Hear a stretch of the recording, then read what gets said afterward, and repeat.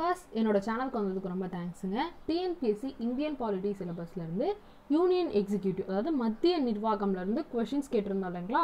So அந்த கொஷின்ஸ்னோட answers பார்த்துட்டு வேறு என்னெல்லாம் இம்பார்ட்டன்ட் பாயிண்ட்ஸ் இந்த டாப்பிக்கில் இருக்குது அண்ட் டிஎன்பிஎஸ்சிலேருந்து எப்படியெல்லாம் கொஷின்ஸ் கேட்டிருக்காங்க அப்படின்ட்டு தாங்க நம்ம இந்த வீடியோவில் பார்க்க போகிறோம். அதுக்கு முன்னாடி இன்னும் நம்மளுடைய சேனலை சப்ஸ்கிரைப் பண்ணாதவங்க பார்த்துட்டு இருந்தீங்கன்னா சப்ஸ்கிரைப் பண்ணிட்டு வந்துருங்க. அண்ட் டெலகிராம் குரூப்பில் ஆட் ஆகாதவங்க டிஸ்கிரிப்ஷனில் லிங்க் இருக்குங்க, அதை கிளிக் பண்ணி ஆட் ஆகிக்கோங்க. இது போல் எல்லா டாப்பிக்குமே நாங்கள் குவிஸ் கான்டக்ட் பண்ணிகிட்ருக்கோம். ஸோ டெய்லி நீங்களும் அதை ஃப்ரீயாக அட்டன் பண்ணணும் அப்படின்னா குரூப்பில் ஆட் ஆகிக்கோங்க. கொஷின்ஸ் பார்க்குறதுக்கு முன்னாடி இந்த குவிஸ்னோட லீடர் போர்ட் பார்த்துலாங்களா? சிவன் குட்டன் 58 கொஷின்ஸ் கரெக்டாக அட்டன் பண்ணியிருக்காங்க. ராஜசேகர் 57 கொஷின்ஸ் கரெக்டாக அட்டன் பண்ணியிருக்காங்க. ஜீனு 53 கொஷின்ஸ் கரெக்டாக அட்டன் பண்ணியிருக்காங்க. ஸோ எப்பவும் சொல்கிறது தான், இவங்க மட்டும் வின்னர்ஸ் கிடையாதுங்க. டெய்லி கொடுக்குற டாப்பிக்கை யாரெல்லாம் கரெக்டாக படிச்சுட்டு வந்து தன்னுடைய பெஸ்ட்டு கொடுக்குறாங்களோ எல்லாருமே வின்னர்ஸ் தான். படிப்படியாக உங்களை இம்ப்ரூவ் பண்ணிகிட்டே இருங்க. நம்ம எல்லாருமே விஷன் 2020 கண்டிப்பாக அச்சீவ் பண்ணிடலாங்க. First question, which monarchy is known as constitutional monarchy? அரசியலமைப்பு உட்பட்ட முடியாட்சி எது அப்படின்னு கேட்டிருந்தேன் இல்லைங்களா? ஸோ இந்த மாதிரி அரசியலமைப்புக்கு உட்பட்ட முடியாட்சி அப்படின்ட்டு பிரிட்டிஷ் மொனார்க்கியை தான் சொல்லுவாங்க. ஓகேவா? அது மட்டும் இல்லாமல் இந்த பிரிட்டிஷ் மொனார்க்கியை தான் ஓல்டஸ்ட் ஃபார்ம் ஆஃப் கவர்மெண்ட் சொல்லுவாங்க. மிக பழமையான, உலகிலே மிக பழமையான கவர்மெண்ட் எது அப்படின்னு கேட்டாங்கன்னா அது பிரிட்டிஷ் மொனார்க்கி. ஸோ அவங்க காலத்திலே வந்து கொண்டு வந்திருக்காங்க அரசு அப்படின்ற ஒரு விஷயத்த. ஓகேவா? ஸோ யூகே அப்படின்ட்டு ஆப்ஷன்ஸில் இருந்தாலும் சூஸ் பண்ணிக்கோங்க. தென் இப்போ கவர்மெண்ட் அப்படின்ற வார்த்தையை எந்த வேர்ட்லேருந்து டிரைவ் பண்ணாங்க அப்படின்ட்டு பார்த்தீங்கன்னா லாட்டின் வேர்ட்லேருந்து தான் டிரைவ் பண்ணாங்க. ஓகேவா? ஸோ லாட்டின் அந்த வேர்ட் நேம் என்ன அப்படின்னு பார்த்தீங்கன்னா குபர்னர் அப்படின்னு சொல்லுவாங்க. ஓகேவா? குபர்னர் அப்படின்ற வேர்டில் இருந்து டிரைவ் பண்ணாங்க. ஸோ அப்படி டிரைவ் பண்ணும்போது ஸ்ட்ரெயிட்டாக கவர்மெண்ட் அப்படின்ட்டு கொண்டு வரல. அதில் இருந்து ஃப்ரெஞ்சில் என்ன பண்ணாங்கன்னா கவர்னர் GOVERNER அப்படின்ற மாதிரி கவர்னர் அப்படின்னு வச்சுருந்தாங்க. ஓகேவா? அது அப்புறமா தழுவி தான் கவர்மெண்ட் அப்படின்ற ஒரு வார்த்தையை கொண்டு வந்தாங்க. ஓகேவா? ஸோ எந்த வேர்டு வந்து எந்த லாங்குவேஜ்லேருந்து டிரைவ் பண்ணாங்க அப்படின்ட்டுலாம் டிஎன்பிஎஸ்சியில் கேட்குறாங்க. ஸோ கவர்மெண்ட்டுன்ற வேர்டு பார்த்தீங்கன்னா லாட்டின் வேர்ட் குபர்னர் அப்படின்றது எடுத்தாங்க. ஓகேவா? செகண்ட் கொஸ்டின் போகலாமா? Second question, which one is not a unitary form of government? இவற்றுள் எந்த நாடு ஒற்றை ஆட்சி முறை இல்லாதது அப்படின்ட்டு. ஸோ ஒற்றை ஆட்சி முறை அப்படின்னா என்னென்னு பார்த்தீங்கன்னா, இப்போ ஃபார் எக்ஸாம்பிள் இந்தியா எடுத்துக்கிட்டிங்கன்னா சென்ட்ரல் கவர்மெண்ட்னு இருக்குது, ஸ்டேட் கவர்மெண்ட்னு இருக்குது இல்லையா?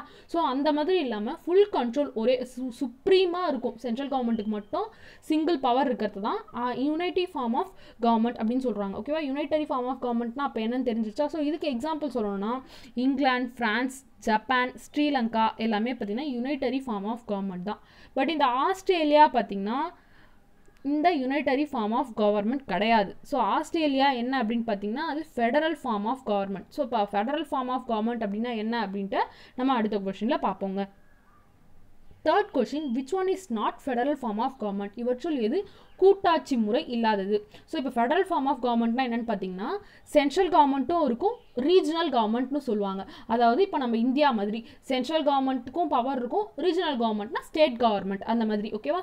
ஸோ சென்ட்ரல் கவர்மெண்ட் இருக்கும் ப்ளஸ் கான்ஸ்டிடியூஷனல் யூனிட்ஸ் இருக்கும். அதை தான் வந்து ஃபெடரல் ஃபார்ம் ஆஃப் கவர்மெண்ட் அப்படின்னு சொல்லுவாங்க. ஸோ இதுக்கு எக்ஸாம்பிள் சொன்னால் நம்ம இந்தியா இருக்குது. தென் வேறு என்னெல்லாம் இருக்குது அப்படின்னு பார்த்தீங்கன்னா US, Switzerland, Australia, Canada, Russia, Brazil, Argentina இது எல்லாமே பார்த்தீங்கன்னா ஃபெடரல் ஃபார்ம் ஆஃப் கவர்மெண்ட் தான். ஸோ இப்போ ஸ்ரீலங்கா அப்படின்றது யுனைட்டரி ஃபார்ம் ஆஃப் கவர்மெண்ட் அப்படின்னு சொல்லிட்டு நம்ம ப்ரீவியஸ் கொஸ்டின்லேயே பார்த்துட்டோம். அப்போ யுனைட்டரி ஃபார்ம் ஆஃப் கவர்மெண்ட்னா அதுக்கு example England, France, Japan, Sri Lanka.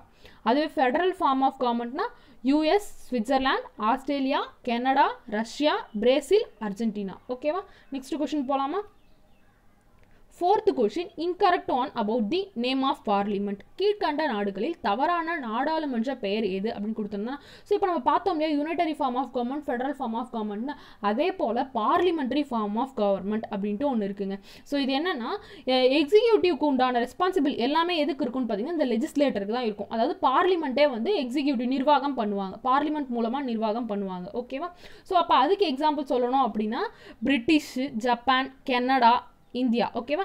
So இப்போ அதாவது இப்போ பார்லிமெண்ட்டே இருக்காது. இப்போ நம்ம முன்னாடி பார்த்ததெல்லாம் சில கண்ட்ரீஸில் பார்லிமெண்ட்ரியே இருக்காது. பட் பார்லிமெண்ட்டுக்கு எக்ஸிக்யூட்டிவ் இருக்கக்கூடிய கவர்மெண்ட் பார்த்திங்கன்னா நம்ம இந்தியாவிலையும் பார்லிமெண்ட்ரிக்கு பவர் இருக்குது. புரியுதுங்களா? ஸோ நம்ம இந்தியாவில் பார்த்திங்கன்னா 3ஆக பிரிச்சிருப்போம் இல்லையா? எக்ஸிக்யூட்டிவ், லெஜிஸ்லேட்டிவ் அண்ட் ஜுடிஷியரி அப்படின்னு சொல்லிட்டு அப்போ லெஜிஸ்லேட்டிவ் பவர் இருக்குது, அதாவது பார்லிமெண்ட்டுக்கு அப்படின்னு சொல்லிட்டு தனியாக ஒரு ஃபார்ம் வச்சுருக்கோம் இல்லையா. அப்போது இந்தியா வந்து இந்த பார்லிமெண்ட்ரி ஃபார்ம் ஆஃப் கவர்மெண்ட்டுக்கும் எக்ஸாம்பிளாக இருக்கும் இல்லைங்களா. தென் வேறு எந்த கண்ட்ரிலாம் எக்ஸாம்பிளுக்குன்னு பார்த்தீங்கன்னா பிரிட்டிஷ், ஜப்பான், கனடா, இந்தியா. ஓகேவா, இந்த பார்லிமெண்ட்ரி ஃபார்ம் ஆஃப் கவர்மெண்ட் அப்படின்னு சொல்லிட்டு. தென் இப்போது இந்த கொஸ்டினில் பார்த்தீங்கன்னா இஸ்ரேல், ஜெர்மனி, டென்மார்க், நார்வே அப்படின்னு இருக்குது இல்லைங்களா.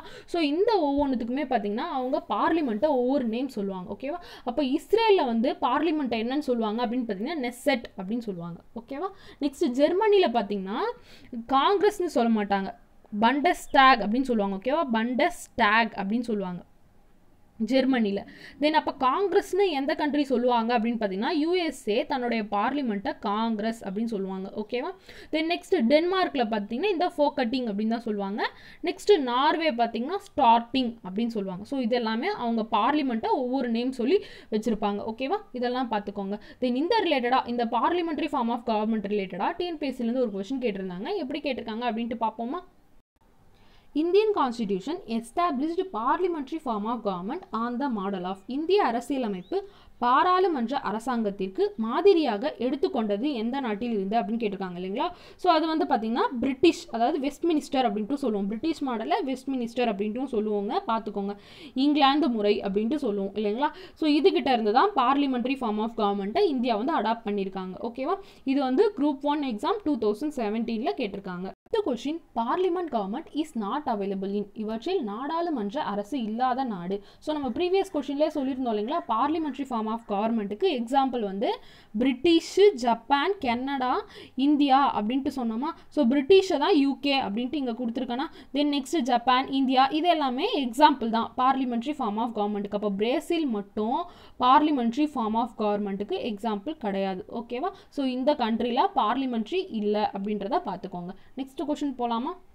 6th question, which one is not presidential form of government? இவற்றுள் அதிபர் மக்களாட்சி முறை அரசு இல்லாதது எது அப்படின்னு கொடுத்துருந்தோம்னா, ஸோ இந்த presidential form of government பார்த்தீங்கன்னா நான் ரெஸ்பான்சிபிள் கவர்மெண்ட் அப்படின்னு சொல்லுவாங்க, இல்லைனா நான் பார்லிமெண்ட்ரி கவர்மெண்ட் அப்படின்னு சொல்லுவாங்க. அதாவது பார்லிமெண்ட்ரி ஃபார்ம் அங்கே இருக்காது. ஓகேவா, இங்கே எக்ஸிக்யூட்டிவ் சிஸ்டம் எல்லாமே ஃபிக்ஸ்டாக இருக்கும், அதனால் இது fixed executive system of government அப்படின்ட்டும் சொல்லுவாங்க. ஸோ அப்போது நான் ரெஸ்பான்சிபிள் கவர்மெண்ட்னாலும் நான் பார்லிமெண்ட்ரி கவர்மெண்ட்னாலும் இல்லை ஃபிக்ஸ்டு எக்ஸிக்யூட்டிவ் சிஸ்டம் ஆஃப் கவர்மெண்ட்னாலும் அந்த பிரசிடென்ஷியல் ஃபார்ம் ஆஃப் கவர்மெண்ட் தான். ஓகேவா, இதுக்கு எக்ஸாம்பிள் என்னென்ன கண்ட்ரீஸ் எல்லாம் இருக்குது அப்படின்னு பார்த்தீங்கன்னா யூஎஸ், பிரேசில், ரஷ்யா, ஸ்ரீலங்கா. இதில் எல்லாத்துலேயுமே பார்த்தீங்கன்னா யார் ஹெட்டாக இருப்பாங்க அப்படின்னு பார்த்தீங்கன்னா பிரசிடென்ட் தான் ஹெட்டாக இருப்பாங்க. அவங்களே கவர்மெண்ட்டுக்கும் ஹெட்டாக இருப்பாங்க, ஸ்டேட்டுக்கும் ஹெட்டாக இருப்பாங்க. ஸோ பார்லிமெண்ட் அப்படியெல்லாம் ஒன்றும் இருக்காது. ஸோ அதுதான் பிரசிடென்ஷியல் ஃபார்ம் ஆஃப் கவர்மெண்ட் அப்படின்ட்டு சொல்கிறோம். ஓகேவா, அப்போது சைனா மட்டும் பிரசிடென்ஷியல் ஃபார்ம் ஆஃப் கவர்மெண்ட்டுக்கு எக்ஸாம்பிள் கிடையாது. ஓகேவா, நெக்ஸ்ட் கொஸ்டின் போகலாமா. 7th question, choose the correct one. Option A, in presidential government tenure of president வந்து 5 years அப்படின்னு கொடுத்துருக்காங்களா. ஸோ பிரசிடென்ஷியல் கவர்மெண்ட் இருக்க கண்ட்ரிலலாம் பிரசிடென்ட்க்கு எவ்வளோ டென்யூர் இருக்கும் அப்படின்னு பார்த்தீங்கன்னா 5 years கிடையாதுங்க, 4 years. ஓகேவா, then next 3rd king of Bhutan வந்து ஸ்லேவரியை அபாலிஷ் பண்ணாங்க அப்படின்னு கொடுத்துருக்கேன்னா, ஸோ ஸ்லேவரியை வந்து அபாலிஷ் பண்ணது பூட்டானுடைய 3rd கிங் தாங்க. அதாவது அடிமைத்தனத்தை ஒழித்த அரசர் யார் அப்படின்னு பார்த்தீங்கன்னா இந்த பூட்டானுடைய 3வது கிங் தான். ஓகேவா, நெக்ஸ்ட் பார்த்தீங்கன்னா பூட்டானோட 4th கிங் வந்து டெமோக்ராட்டிக் எலெக்ஷன் கொண்டு வந்தாங்க அப்படின்னு கொடுத்துருக்கேன்னா, ஸோ இந்த டெமோக்ராட்டிக் எலெக்ஷன் அதாவது குடியரசு தேர்தலை வந்து கொண்டு வந்த ஒரு 5th பூட்டான் கிங். ஓகேவா, 4th பூட்டான் கிங் கிடையாது. அப்போ 4th பூட்டான் கிங் என்ன பண்ணாருன்னா அப்டிகேஷன் ஆஃப் ரீகல் டைட்டில் அப்படின்னு சொல்லுவோம். அப்டிகேஷன் ஆஃப் ரீகல் டைட்டில்னா அரசர் கம்பீரமான வட்டங்களை துறந்தார் அப்படின்ட்டு சொல்லுவோம். ஸோ இந்த மாதிரி கம்பீரமான வட்டங்கள்லாம் இருந்தது, அதெல்லாம் துறந்தவர் யார் அப்படின்னு பார்த்தீங்கன்னா இந்த 4th பூட்டான் கிங் தான். ஓகேவா, ஸோ இந்த மாதிரி விஷயங்கள்லாம் பார்த்துக்கோங்க. நெக்ஸ்ட் கொஸ்டின் போகலாமா. 8th question, incorrect about central government. Option A, article 52 to 78 in part 5. So Indian கான்ஸ்டிடியூஷனுடைய பார்ட் 5ல் ஆர்டிகல் 52லேருந்து ஆர்டிகல் 78 வரைக்கும் சென்ட்ரல் கவர்மெண்ட் பற்றி கொடுத்துருப்பாங்க. ஓகேவா, இது கரெக்டாக தான் இருக்குது. நெக்ஸ்ட்டு ராஜ்யசபா எலெக்ஷனில் பார்த்தீங்கன்னா 238 மெம்பர்ஸை வந்து பீப்புள் செலக்ட் பண்ணுவாங்க, ப்ளஸ் 12 மெம்பர்ஸை வந்து பிரசிடென்ட் செலக்ட் பண்ணுவாங்க அப்படின்னு கொடுத்துருக்காங்களா. ஸோ இதுவும் கரெக்ட் தாங்க. ராஜ்யசபா எலெக்ஷனில் பார்த்தீங்கன்னா 238 வந்து மக்கள் எலெக்ட் பண்ண மாதிரி இருந்திருப்பாங்க, இந்த 12 மட்டும் பிரசிடென்ட் வந்து சூஸ் பண்ணியிருப்பார். ஸோ இந்த ஆர்ட்ஸ் இதெல்லாம் வந்து இருப்பாங்க இல்லையா, ஸோ அந்த பீப்புள்ஸை செலக்ட் பண்ணுறது தான் இந்த 12. நாமினேட் பண்ணுறவர் யார் அப்படின்னு பார்த்தீங்கன்னா president. Next Lok Sabha election. Lok Sabha எலெக்ஷனில் பார்த்தா 543 மெம்பர்ஸ் வந்து பீப்புளால் எலெக்ட் பண்ணுறாங்க, 1 மெம்பர்ஸ் வந்து பிரசிடெண்ட்டால் எலெக்ட் பண்ணுறாங்க அப்படின்ட்டு கொடுத்துருந்தாங்கன்னா, ஸோ இது வந்து தவறுங்க. பிரசிடெண்ட் பார்த்தீங்கன்னா 1 மெம்பர்ஸை செலக்ட் பண்ண மாட்டாங்க, 2 மெம்பர்ஸை செலக்ட் பண்ணுவாங்க. ஓகேவா? தென் 543 மெம்பர்ஸ் பீப்புள் தான் செலக்ட் பண்ணுவாங்க. ஸோ ராஜ்யசபாவில் 12 மெம்பர்ஸை பிரசிடென்ட் செலக்ட் பண்ணுறாரு, அதுவே லோக்சபாவில் 2 மெம்பர்ஸை செலக்ட் பண்ணுறாரு. ஓகேவா? அந்த 2 தான் ஆங்கிலோ இந்தியன்ஸ் அப்படின்னு சொல்லுவோம். ஓகேவா? தென் 543 மெம்பர்ஸ் வந்து பீப்புள் எலெக்ட் பண்ணுறவங்களா இருப்பாங்க, லோக்சபா மெம்பர்ஸ். ஓகேவா? தென் நெக்ஸ்ட் இந்தியாவுடைய ஃபர்ஸ்ட் பிரசிடென்ட் வந்து ராஜேந்திர பிரசாத் அப்படின்னு கொடுத்துருந்தேன். இதுவும் கரெக்டாக தான் இருக்குது இல்லைங்களா? தென் இந்த சென்ட்ரல் கவர்மெண்ட்டை பார்த்தீங்கன்னா ஃபஸ்ட்டு 3ஆக பிரிப்போம். Union executive, union legislator, judiciary அப்படின்னு சொல்லிட்டு. ஓகேங்களா? ஸோ எக்ஸிக்யூட்டிவ் அதாவது நிர்வாகம் அப்படின்னு வரும்போது பிரசிடென்ட் தான் தலைமை தாங்கியிருப்பார் இல்லைங்களா? ஸோ அதுக்கு கீழே வைஸ் பிரசிடென்ட் வருவார்.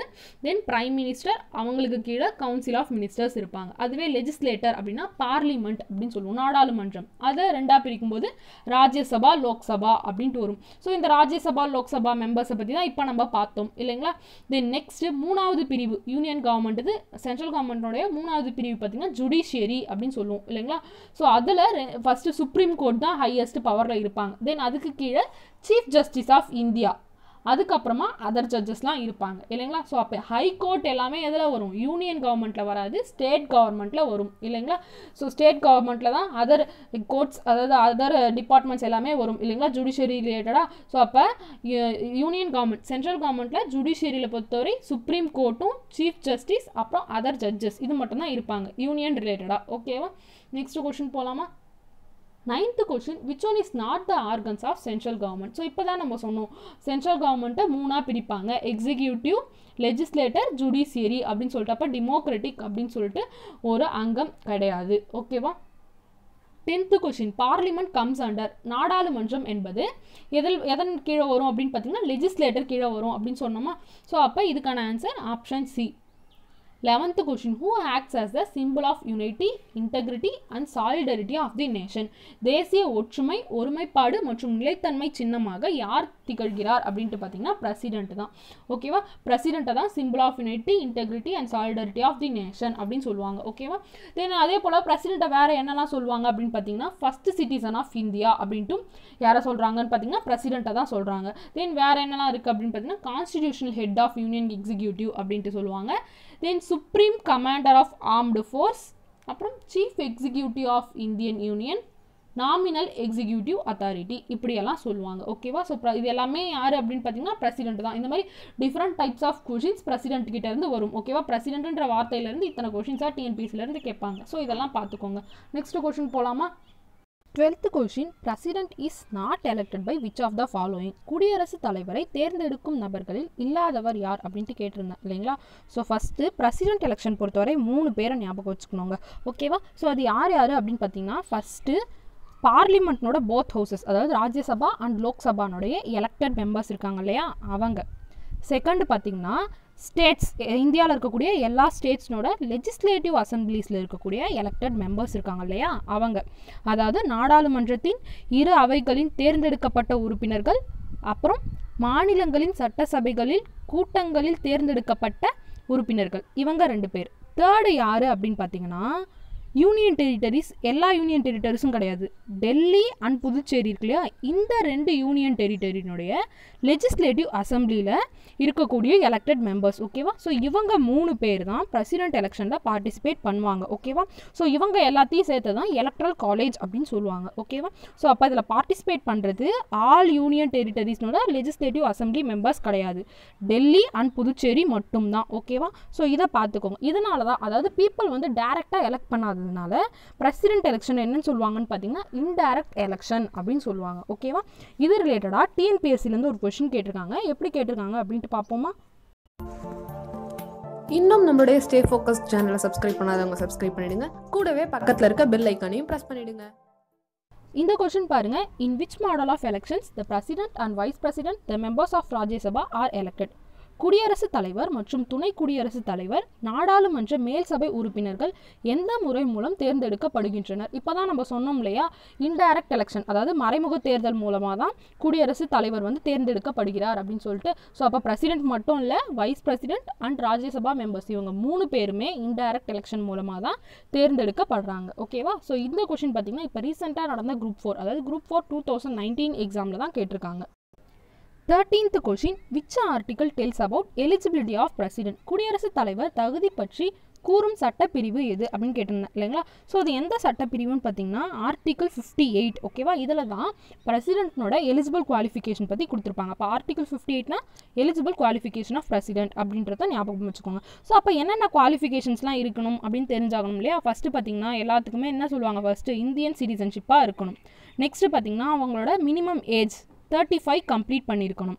தேர்டு, லோக்சபாவில் மெம்பர் ஆகிறதுக்கான குவாலிஃபிகேஷன் அவங்களுக்கு இருக்கணும். ஓகேவா? ஸோ இது வந்து பிரசிடென்ட்டுக்கு. அதுவே வைஸ் பிரசிடென்ட் அப்படின்ட்டு நம்ம பார்க்கும்பொழுது அவங்களுக்கு ராஜ்யசபா மெம்பர் ஆகிறதுக்கான குவாலிஃபிகேஷன் இருக்கணும் அப்படின்னு சொல்லியிருப்பாங்க. ஸோ இதுதான் வந்து பிரசிடென்ட்டுக்கும் வைஸ் பிரசிடென்ட்டுக்கும் உண்டான டிஃப்ரென்ஸ். ஓகேவா? Qualification difference. நெக்ஸ்ட்டு பார்த்தீங்கன்னா இவங்களுக்கும் கவர்மெண்ட் மூலமாக எந்த ப்ராஃபிட்டும் வரக்கூடிய ஆஃபீஸில் அவங்க வேலை பார்க்குற மாதிரி இருக்கக்கூடாது, எந்த சீட்லேயும் அவங்க இருக்கக்கூடாது அப்படின்னு சொல்லுவாங்க. ஓகேவா? ஸோ இதுதான் வந்து பிரசிடென்ட்னுடைய எலிஜிபிள் குவாலிஃபிகேஷன். நெக்ஸ்ட்டு ஆர்டிகல் 53 இருக்கு இல்லையா, இது என்ன அப்படின்னு பார்த்தீங்கன்னா பிரசிடென்ட்னுடைய எக்ஸிக்யூட்டிவ் பவர். அதாவது அவர் வந்து இந்த சென்ட்ரல் கவர்மெண்ட்டை அவரே நிர்வகிக்கலாம், இல்லைனா அவருக்கு கீழே இருக்கக்கூடிய ஆட்களை வைத்து இந்தியாவை நிர்வகிக்கலாம் அப்படின்னு சொல்கிறது தான் இந்த ஆர்டிகிள் 53. ஓகேவா? Executive power of union vested in president and shall be exercised by him directly or indirectly அப்படின்னு சொல்லுவோம். ஓகேவா? நெக்ஸ்ட் பார்த்தீங்கன்னா ஆர்டிகிள் 52. ஆர்டிகிள் 52 அப்படின்றது என்னன்னு பார்த்தீங்கன்னா இந்தியாவுக்கு ஒரு பிரசிடென்ட் இருக்கணும் அப்படின்னு சொல்கிறது தான் article 52. There shall be president for India அப்படின்ட்டு சொல்லுவோம். அது ஆர்டிகிள் 52. ஓகேவா? நெக்ஸ்ட் லாஸ்ட்டாக பார்த்தீங்கன்னா ஆர்டிகிள் 56 அப்படின்னு கொடுத்துருக்கேன் இல்லைங்களா. அது என்ன அப்படின்னு பார்த்தீங்கன்னா பிரசிடென்ட்டோட டேர்ம், அதாவது பதவிக்காலம். பிரசிடென்ட்டுக்கு எவ்வளோன்னு பார்த்தீங்கன்னா 5 years இல்லைங்களா. ஸோ அதை பற்றி சொல்கிறது தான் ஆர்டிகிள் 56. ஓகேவா? ஸோ இதை பற்றி பார்த்துக்கோங்க. நெக்ஸ்ட் கொஸ்டின் போகலாமா? 14th question, which one is not oath of president? குடியரசுத் தலைவரின் பதவி பிரமாணத்தில் இல்லாதது எது அப்படின்னு கேட்டிருக்காங்க. ஸோ இப்போ குடியரசுத் தலைவர் வந்து பதவி பிரமாணம் பண்ணும்போது 3 விஷயம் வந்து பண்ணுவாங்க, அதாவது வழிமொழி இருக்குன்னு சொல்லுவாங்க இல்லையா. ஸோ அது வந்து என்னென்ன அப்படின்னு பார்த்தீங்கன்னா ஃபஸ்ட்டு வந்து ஃபெய்த்ஃபுல்லி எக்ஸிக்யூட் த ஆஃபீஸ், பதவியில் உண்மையுடன் பணியாற்றுவது அப்படின்ட்டு உறுதிமொழி எடுப்பாங்க. செகண்ட் பார்த்தீங்கன்னா to preserve, protect and defend the constitution and the law, அரசமைப்பு மற்றும் சட்டத்தை பாதுகாப்பேன் அப்படின்ட்டு உறுதிமொழி எடுப்பாங்க. அப்போ தேர்ட் என்ன அப்படின்னு பார்த்தீங்கன்னா to devote himself to the service and wellbeing of the people of India, இந்தியாவின் மக்கள் சேவை மற்றும் நல்வாழ்விற்காக தன்னை அர்ப்பணிப்பது, இது போன்ற உறுதிமொழிகள் தான் எடுப்பாங்க அப்படின்ட்டு கொடுத்துருந்தேன். ஓகேங்களா? ஸோ அப்போ டோட்டலாக 3 தான். அது என்னென்ன அப்படின்றத பார்த்துக்கோங்க. உறுதிமொழியில் 3 தான் இருக்குது. ஸோ இது வந்து கிடையாது. ஓகேவா? நெக்ஸ்ட் கொஸ்டின் போகலாமா? 15th question, who administer the oath of office to the president? குடியரசுத் தலைவர் பதவிக்கு தேர்ந்தெடுக்கப்பட்டவருக்கு பதவி பிரமாணம் செய்து வைப்பவர் யார்? ஸோ இது ரொம்ப முக்கியங்க. ஸோ இப்போ வந்து பிரசிடென்ட் வந்து பதவி பிரமாணம் எடுக்கிறாருன்னா அதை யார் வந்து அதை செஞ்சு வைப்பாங்க அப்படின்ட்டு பார்த்தீங்கன்னா சீஃப் ஜஸ்டிஸ் ஆஃப் இந்தியா தான். ஓகேவா? ஸோ இதை கேட்கறதுக்கு கண்டிப்பாக வாய்ப்பு இருக்குது. ஒருவேளை சீஃப் ஜஸ்டிஸோட வேகன்சி வந்து அப்போ வந்து ஃபில் ஆகாமல் இருக்குது, இல்லை வந்து அவரால் வர முடியல, அதாவது சம்திங் ஏதோ ஒரு எமர்ஜென்சி பீரியட் அப்படின்னு வச்சுக்கோங்க. ஸோ அதுக்கு வந்து யார் வந்து சீஃப் ஜஸ்டிஸ்க்கு பதிலாக இருப்பாங்க அப்படின்னு பார்த்தீங்கன்னா சீனியர் மோஸ்ட் ஜட்ஜ் இருக்காங்க இல்லையா, சுப்ரீம் கோர்ட்னோட சீனியர் மோஸ்ட் ஜட்ஜ் தான் பதவி பிரமாணம் செய்து வைப்பாங்க. ஓகேவா? ஸோ இந்த மாதிரி பாயிண்ட்ஸ் எல்லாம் பார்த்துக்கோங்க. நெக்ஸ்ட் கொஸ்டின் போகலாமா? 16th question, the official residence of president of India is in. இந்திய குடியரசுத் தலைவரின் அதிகாரப்பூர்வ இல்லம் எங்கு உள்ளது அப்படின்னு கேட்டிருந்தேன் இல்லைங்களா. ஸோ பிரசிடென்ட்னுடைய அதிகாரப்பூர்வ அந்த இல்லம் என்ன பெயர் அப்படின்ட்டும் கண்டிப்பாக கேட்பாங்க. ஸோ அது என்ன அப்படின்னு பார்த்தீங்கன்னா ராஷ்டிரபதி பவன் அப்படின்னு சொல்லுவோம். ஓகேங்களா? ராஷ்டிரபதி பவன் அப்படின்னா அது வந்து பிரசிடென்ட்டுக்கான அஃபிஷியல் ரெசிடென்ஸ். ஸோ அது எங்கே இருக்குது அப்படின்னு பார்த்தீங்கன்னா டெல்லியில் தான் இருக்குது. அதுவே ராஜ்பவன் அப்படின்னா கவர்னர்ஸ், அதாவது இந்தியன் கவர்னர்ஸ் இருக்காங்க இல்லையா ஒவ்வொரு ஸ்டேட்ஸுக்கும், அவங்களோட அஃபிஷியல் ரெசிடென்ஸை தான் ராஜ்பவன் அப்படின்னு சொல்லுவாங்க. ஓகேவா? நம்ம தமிழ்நாடுனுடைய கவர்னர் இருக்காங்க இல்லையா அவங்களோட அஃபிஷியல் ரெசிடென்ஸ், அதாவது இந்த ராஜ்பவன் எங்கே இருக்குது அப்படின்ட்டு பார்த்தீங்கன்னா சென்னையில் இருக்குது. ஓகேவா? இந்த மாதிரி டேர்ம்ஸ் எல்லாம் பார்த்துக்கோங்க. இது ரிலேட்டடாக டிஎன்பிஎஸ்சிலேருந்து ஒரு கொஷின் கேட்டிருந்தாங்க. அது எப்படி கேட்டிருக்காங்க அப்படின்ட்டு பார்ப்போமா? இந்த கொஷின் பாருங்க, மேட்ச் த ஃபாலோயிங் மாதிரி கொடுத்துருக்காங்க. ஃபர்ஸ்ட் ராஜ்பவன், நம்ம சொன்னோம் ராஜ்பவன் வந்து கவர்னர்ஸ்னோட அஃபிஷியல் ரெசிடென்ஸ் அப்படின்னு சொல்லிட்டு, அப்போ ஆப்ஷன் ஏக்கு 2 வருமா. நெக்ஸ்ட் பார்த்தீங்கன்னா ராஷ்டிரபதி பவன் வந்து பிரசிடென்ட்டோட அஃபிஷியல் ரெசிடென்ஸ் அப்படின்னு சொன்னோம். ஸோ அப்போ அதுக்கான ஆன்சர் 1 வரும். நெக்ஸ்ட் இம்பீச்மெண்ட், அதாவது இப்போ வந்து யாராவது இப்போ பிரசிடென்ட் வந்து அவங்கள பதவியிலேருந்து நீக்கணும் அப்படின்னா அவங்க மேலே ஏதாவது குற்றச்சாட்டு வைத்தால் மட்டும்தான் அவங்க அந்த பதவியிலேருந்து வெளியேற முடியும். ஓகேவா, இல்லைனா தானே வந்து முன் வந்து அவங்க ரிசைன் பண்ணலாம். ஓகேவா, ஸோ இந்த 2 வழிகள் தான் இருக்குது. அப்போது இம்பீச்மெண்ட் அப்படின்னா violation of the constitution. So அவங்க வந்து அரசியலமைப்பினோட ஏதாவது மதிக்காமல் போயிட்டாங்க அப்படின்னா அவங்களோட குற்றச்சாட்டை முன்வைத்து அவங்கள பதவி நீக்கம் செய்யலாம். அதுதான் இம்பீச்மெண்ட் அப்படின்னு சொல்லுவோம். நெக்ஸ்ட் லியூட்டனன்ட் கவர்னர் அப்படின்னு யாரை சொல்லுவோம் அப்படின்னு பார்த்தீங்கன்னா, யூனியன் டெரிட்டரிஸில் இப்போ ஸ்டேட்ஸ்லாம் வந்து அட்மினிஸ்டர் பண்ணுறவங்க கவர்னர்னு சொல்கிறோமோ, அதே போல் யூனியன் டெரிட்டரி அட்மினிஸ்டர் பண்ணுறவங்கள லியூட்டனன்ட் கவர்னர் அப்படின்ட்டு சொல்லுவாங்க. ஓகேவா, அப்போ இதுக்கான ஆன்சர் வந்து 2143. இந்த கொஷின் பார்த்தீங்கன்னா Group 4 2016 கேட்டிருக்காங்க.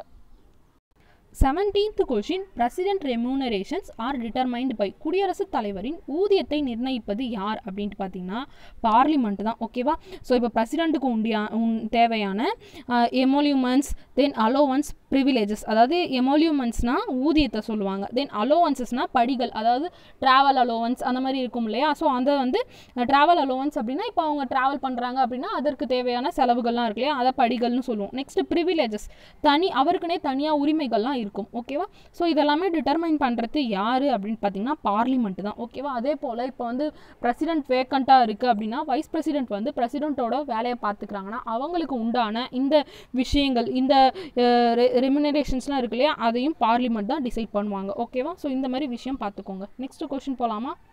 18th question, article 61 deals with whose impeachment. சட்டப்பிரிவு 61 யார் மீது குற்றம் சாட்டி கண்டன தீர்மானம் நிறைவேற்றுவதற்கு ஒரு விரிவான நடைமுறைகளை தந்துள்ளது அப்படின்ட்டு பார்த்தீங்கன்னா, ஸோ அப்போ அது யாருக்குன்னு பார்த்தீங்கன்னா பிரசிடென்ட்டுக்கு தான். ஆர்டிகிள் 61 பிரசிடென்ட்டை வந்து குற்றம் சாட்டி அவர் மேலே கண்டனம் தீர்மானம் எடுக்கணும் அப்படின்னா அதற்கு உண்டான ப்ரொசீஜரை சொல்கிறது தான் இந்த சட்டப்பிரிவு 61. சரிங்களா, ஸோ இது கண்டிப்பாக கேட்கலாம். எந்த ஆர்டிக்கிள் அப்படின்ற மாதிரி கொஷின்ஸ் வரலாம். எந்த ஆர்டிக்கிள்னு பார்த்தீங்கன்னா 61. நெக்ஸ்ட் கொஷின் போகிறதுக்கு முன்னாடி இந்த இம்பீச்மெண்ட்டோட ப்ரொசீஜர்ஸ் ரொம்ப முக்கியங்க. ஸோ இதை பார்த்துக்கோங்க. ஃபஸ்ட்டு இப்போ பிரசிடென்ட் மேலே வந்து குற்றச்சாட்டு வைக்கணும் இல்லையா. ஸோ அந்த குற்றச்சாட்டு வைக்கிறதுக்கே ஏதாவது பார்லிமெண்ட்டில் 2 ஹவுஸ் இருக்கு இல்லையா, லோக்சபா அண்ட் ராஜ்யசபா, இது 2த்தில் ஏதாவது ஒரு ஹவுஸில் வந்து குற்றம் சாட்டுறாங்க அப்படின்னா அந்த ஹவுஸில் இருக்கக்கூடிய மெம்பர்ஸில் 4ல் ஒரு பகுதி, ஓகேங்களா, 1/4 ஆஃப் தி மெம்பர்ஸ் வந்து குற்றம் சாட்டுறதில் ஒப்புதல் வைக்கணும். ஓகேவா, ஸோ அப்படி குற்றம் சாட்டினதுக்கு அப்புறமா அதை வந்து ரெசல்யூஷனாக மூவ் பண்ணுவாங்க. ஓகேவா, ஸோ அந்த பீரியட் பார்த்திங்கன்னா 14 days கொடுப்பாங்க. சரிங்களா, அந்த 14 daysக்குள்ளே இந்த ரெசல்யூஷன் வந்து நிறைவேற்றப்படணும். இப்போ வந்து 1/4 ஆஃப் த டோட்டல் மெம்பர்ஸ் வந்து குற்றம் சாட்டிட்டாங்க. ஓகேவா, இதுக்கப்புறமா என்ன நடக்கும் அப்படின்னு பார்த்தீங்கன்னா இதை வந்து இன்வெஸ்டிகேட் பண்ணுவாங்க. ஓகேவா, அப்படி இன்வெஸ்டிகேட் பண்ணும்பொழுது டோட்டல் மெம்பர்ஸ் இருப்பாங்க இல்லையா அந்த ஹவுஸில், அதில் 2/3 அதாவது 3/2 பகுதி மெம்பர் வந்து அது சரிதான் அப்படின்ட்டு இன்வெஸ்டிகேட் பண்ணிவிட்டு அவங்களும் ஒப்புதல் சொல்லணும். ஓகேவா, அப்போ தான் அந்த தீர்மானம் பாஸ் ஆகும், ரெசல்யூஷன் பாஸ் ஆகும். அப்படி பாஸ் ஆனதுக்கு அப்புறமா இந்த பிரசிடென்ட்டை பதவி நீக்கம் செய்வாங்க. ஓகேவா, ஸோ இந்த 2மே முக்கியம். ஃபஸ்ட்டு வந்து குற்றம் சாட்டுறதுக்கு 1/4 மெம்பர்ஸ் வந்து இருக்கணும். அதுக்கப்புறமா அதை வந்து இன்வெஸ்டிகேட் பண்ணி அதுக்கு வந்து ரிமூவ் பண்ணணும் அப்படின்னு சொல்கிறதுக்கு 2/3 மெம்பர்ஸ் வந்து அப்ரூவல் கொடுக்கணும். தென் இது எல்லாமே வந்து எவ்வளோ நாளுக்குள்ளே முடியணும். ஸோ இவங்க வந்து குற்றம் சாட்டு வச்சு 14 daysக்குள்ளே இந்த 2/3 ஆஃப் தி மெம்பர் வந்து அவங்களும் சம்மதம் தெரிவிக்கணும். ஓகேவா, ஸோ அதற்கப்புறமா எந்த டேட்டில் அந்த ரெசல்யூஷன் பாஸ் ஆகுதோ அதே நாளில் பிரசிடென்ட் வந்து பதவி நீக்கம் செஞ்சுருவாங்க. ஓகேவா. 19th question, vacancy of president does not occur by, குடியரசுத் தலைவர் பதவி காலி ஆவதற்கு காரணமாக இல்லாதது எது அப்படின்னு கேட்டிருக்கேன்னா, ஸோ ஃபஸ்ட்டு பார்த்தீங்கன்னா அவருடைய டேர்ம் 5 yearsனு பார்த்தோம் இல்லைங்களா, அந்த 5 வருஷம் முடிஞ்சிருச்சுன்னா அப்போ அந்த பிரசிடென்ட் போஸ்டிங் வேக்கண்ட் ஆகும். செகண்ட் பார்த்தீங்கன்னா ஒருவேளை அந்த பதவி காலத்திலே அவருக்கு வந்து இறப்பு ஏற்படலாம், டெத், ஸோ அதனால் வேக்கண்ட் ஏற்படலாம். தேர்ட் பார்த்தீங்கன்னா அவரே விருப்பப்பட்டு ரிசைன் பண்ணுறது. ஓகேவா, அவரே பதவி விலகல் செய்யறது. அப்போது அந்த ரெசிக்னேஷன் லெட்டரை யார்கிட்ட கொடுப்பாங்க அப்படின்றது முக்கியம். யார்கிட்ட அப்படின்னு பார்த்தீங்கன்னா வைஸ் பிரசிடென்ட் கிட்ட. ஓகேவா. தென் ஃபோர்த் என்ன அப்படின்னு பார்த்தீங்கன்னா ஆர்டிகிள் 61 படி பதவி நீக்கம் செய்யறது, குற்றம் சாட்டி பதவி நீக்கம் செய்யறது தான் ஆர்டிகிள் 61 பார்த்தோமா. ஸோ இதன் மூலமாக வேகன்சி ஆகலாம். ஃபிஃப்த்து ஒன்று இருக்குங்க, அது என்ன அப்படின்னு பார்த்தீங்கன்னா அவருக்கு வந்து குவாலிஃபிகேஷன் இருந்தது இல்லையா, இந்தியன் சிட்டிசனாக இருக்கணும், இல்லை வந்து கவர்மெண்ட் உண்டான ஆஃபீஸில் ஆஃபீஸில் எதுலேயும் வந்து அவர் ப்ராஃபிட் கிடைக்கிற மாதிரி ஒரு போஸ்டிங்கில் இருக்கக்கூடாது அப்படின்னு சொல்லிட்டு. ஸோ இதை வந்து ஏதாவது வந்து அவர் டிஸ்குவாலிஃபை ஆனார் அப்படின்னா அவரோட போஸ்டிங் தன்னால் கேன்சல் ஆகிடும். ஓகேங்களா. தென் அது மட்டும் இல்லாமல் பிரசிடென்ட் எலெக்ஷன் நடந்தது இல்லையா, அதை வந்து வாய்டு பண்ணிட்டாங்க அப்படின்னா, அதை வந்து செல்லாது அப்படின்ட்டு மாற்றிட்டாங்க அப்படின்னா அப்போ வந்து பிரசிடென்ட் வேக்கன்சி ஏற்படும். ஓகேவா. பிரசிடென்ட் போஸ்டிங் காலி ஆகும். ஓகேவா. அப்போது கிரிமினல் ப்ரொசீடிங் அதாவது குற்றவியல் நடவடிக்கை மூலமாக கண்டிப்பாக பிரசிடென்ட்டோட வேக்கன்சி ஆகாதுங்க. ஏன்னா பிரசிடென்ட்டையும் சரி கவர்னரையும் சரி அவங்க 2 பேர் மேலேயும் கிரிமினல் ப்ரொசீடிங்ஸ் போடவே முடியாது. ஓகேங்களா. ஸோ நெக்ஸ்ட் கொஸ்டின் போகலாமா. 20th question, if a vacancy in president's office it should be filled within எத்தனை மாதங்களுக்குள் குடியரசுத் தலைவரை தேர்ந்தெடுக்க தேர்தல் நடத்தப்பட வேண்டும். அதாவது இப்போ வேக்கன்சி ஆயிடுச்சு அப்படின்னா நெக்ஸ்ட் வந்து ஒரு பிரசிடெண்ட்டை நம்ம ஃபில் பண்ணணும் இல்லையா, அது எவ்வளவு மாதத்துக்குள்ளே வந்து பண்ணணும் அப்படின்ட்டு கேட்டிருந்தேன் இல்லைங்களா. ஸோ 6 மந்த்ஸுக்குள்ளே பண்ணி ஆகணுங்க. ஓகேவா. ஸோ அப்போ அந்த இடைப்பட்ட காலத்தில் யார் வந்து பிரசிடெண்ட் அந்த ஒர்க்கை பார்த்துப்பாங்க அப்படின்னு பார்த்தீங்கன்னா வைஸ் பிரசிடெண்ட் தான். ஓகேவா. அப்போது ஒருவேளை வந்து வைஸ் பிரசிடெண்ட் வேக்கண்ட்டும் வந்து ஃபில் ஆகாமல் இருக்குது அப்படின்னா யார் பார்த்துப்பாங்கன்னா சீஃப் ஜஸ்டிஸ் ஆஃப் இந்தியா இருக்காங்க இல்லையா, அவங்க பார்த்துப்பாங்க. ஒருவேளை வைஸ் பிரசிடெண்ட்டும் வேக்கண்ட்டாக இருந்து சீஃப் ஜஸ்டிஸ் ஆஃப் இந்தியாவும் வந்து வேக்கண்ட்டாக இருக்குது அப்படின்னா அப்போது வந்து சுப்ரீம் கோர்ட்னோட சீனியர் ஜட்ஜ் இருப்பாங்க இல்லையா, அவங்க பிரசிடெண்ட்னுடைய அவையில் பங்கேற்று அந்த வேலைகளை பார்த்துப்பாங்க. ஓகேவா. நெக்ஸ்ட் கொஸ்டின் போகலாமா. 21st question, correct about president functions and powers குடியரசுத் தலைவரின் பணிகளும் அதிகாரங்களும் பற்றி சரியானவை. ஃபஸ்ட்டு பார்த்தீங்கன்னா ராஜ்யசபானுடைய 10 மெம்பர்ஸை வந்து நாமினேட் பண்ணுவாங்க அப்படின்னு கொடுத்துருக்கேன். இதுவே தவறு இல்லைங்களா. ஸோ நம்ம 12 மெம்பர்ஸை வந்து ராஜ்யசபாவில் எலெக்ட் பண்ணுவாங்க அப்படின்ட்டு பார்த்தோம். லோக்சபாவில் 2 மெம்பர்ஸை வந்து நாமினேட் பண்ணுவாங்க அப்படின்ட்டு பார்த்தோம். அப்போ இது ரெண்டுமே தவறாக தான் இருக்குது இல்லைங்களா. Next question, sent back non money bills to parliament for reconsideration. அதாவது நான் மணி பில்ஸ் இருக்குது இல்லைங்களா, ஸோ அந்த பில்ஸை வந்து பார்லிமெண்ட்டுக்கு மறுபடியும் வந்து மறுபரிசீலனை செய்யறதுக்காக அதை நிறுத்தி வைக்கலாம். அதை திருப்பி நாடாளுமன்றத்துக்கே அனுப்பக்கூடிய உரிமை யாருக்கு இருக்குது அப்படின்னு பார்த்தீங்கன்னா பிரசிடெண்ட்டுக்கு இருக்குங்க. ஓகேவா. இது எல்லாமே பிரசிடெண்ட்னுடைய ஃபங்க்ஷன்ஸ் தான். தென் வேறு என்னெல்லாம் இருக்குது அப்படின்னு பார்த்தீங்கன்னா ராஜ்யசபா லோக்சபா இருக்கு இல்லையா, ஸோ இந்த இதுவும் வந்து இந்த நான் மணி பில்ஸ் இருக்கு இல்லையா, இதை ரீகன்சிடர் பண்ணணும் அப்படின்றதுக்காகவே இவங்க ஜாயின்ட் செஷன் கூட கண்டக்ட் பண்ணலாம். ரெண்டுத்தையும் சேர்த்து வந்து செஷன் கண்டக்ட் பண்ணலாம். இல்லை வந்து ஏதாவது ஒரு செஷனை வந்து டெர்மினேட் பண்ணலாம். இந்த மாதிரி உரிமைகள் எல்லாமே பார்த்திங்கன்னா பிரசிடெண்ட்டுக்கு இருக்குது. தென் இன்னொரு ரொம்ப முக்கியமான உரிமை என்ன இருக்குதுன்னு பார்த்தீங்கன்னா அவசர கால நிலை சட்டம், அதாவது ப்ரொமுல்கேட் ஆர்டினன்ஸ் அப்படின்னு சொல்லுவோம். அவசர காலநிலை சட்டத்தை பிறப்பிக்கிறதுக்கான உரிமை பிரசிடெண்ட்டுக்கு தான் இருக்குது. ஓகேங்களா. ஸோ அதான் அது பார்த்திங்கன்னா 6 மாதத்துக்குள்ளே பார்லிமெண்ட்டால் நிறைவேற்றப்பட வேண்டும். அப்போது தான் இந்த அவசர காலநிலை சட்டம் வந்து செல்லுபடி ஆகும். ஓகேவா. ஸோ இந்த மாதிரி விஷயங்களை பார்த்துக்கோங்க. நெக்ஸ்ட் கொஸ்டின் போகலாமா. 22nd question, office of vice president adopted from எந்த அரசமைப்பினை போன்று இந்திய அரசமைப்பும் குடியரசுத் தலைவர் அரசமைப்பு துணை பதவியை வழங்குகிறது. ஸோ இந்த வைஸ் பிரசிடெண்ட் அப்படின்றத எந்த கான்ஸ்டிடியூஷன்லேருந்து எடுத்தாங்க அப்படின்னு பார்த்தீங்கன்னா யூஎஸ் கான்ஸ்டிடியூஷன்லேருந்து தாங்க அடாப்ட் பண்ணாங்க. ஓகேவா.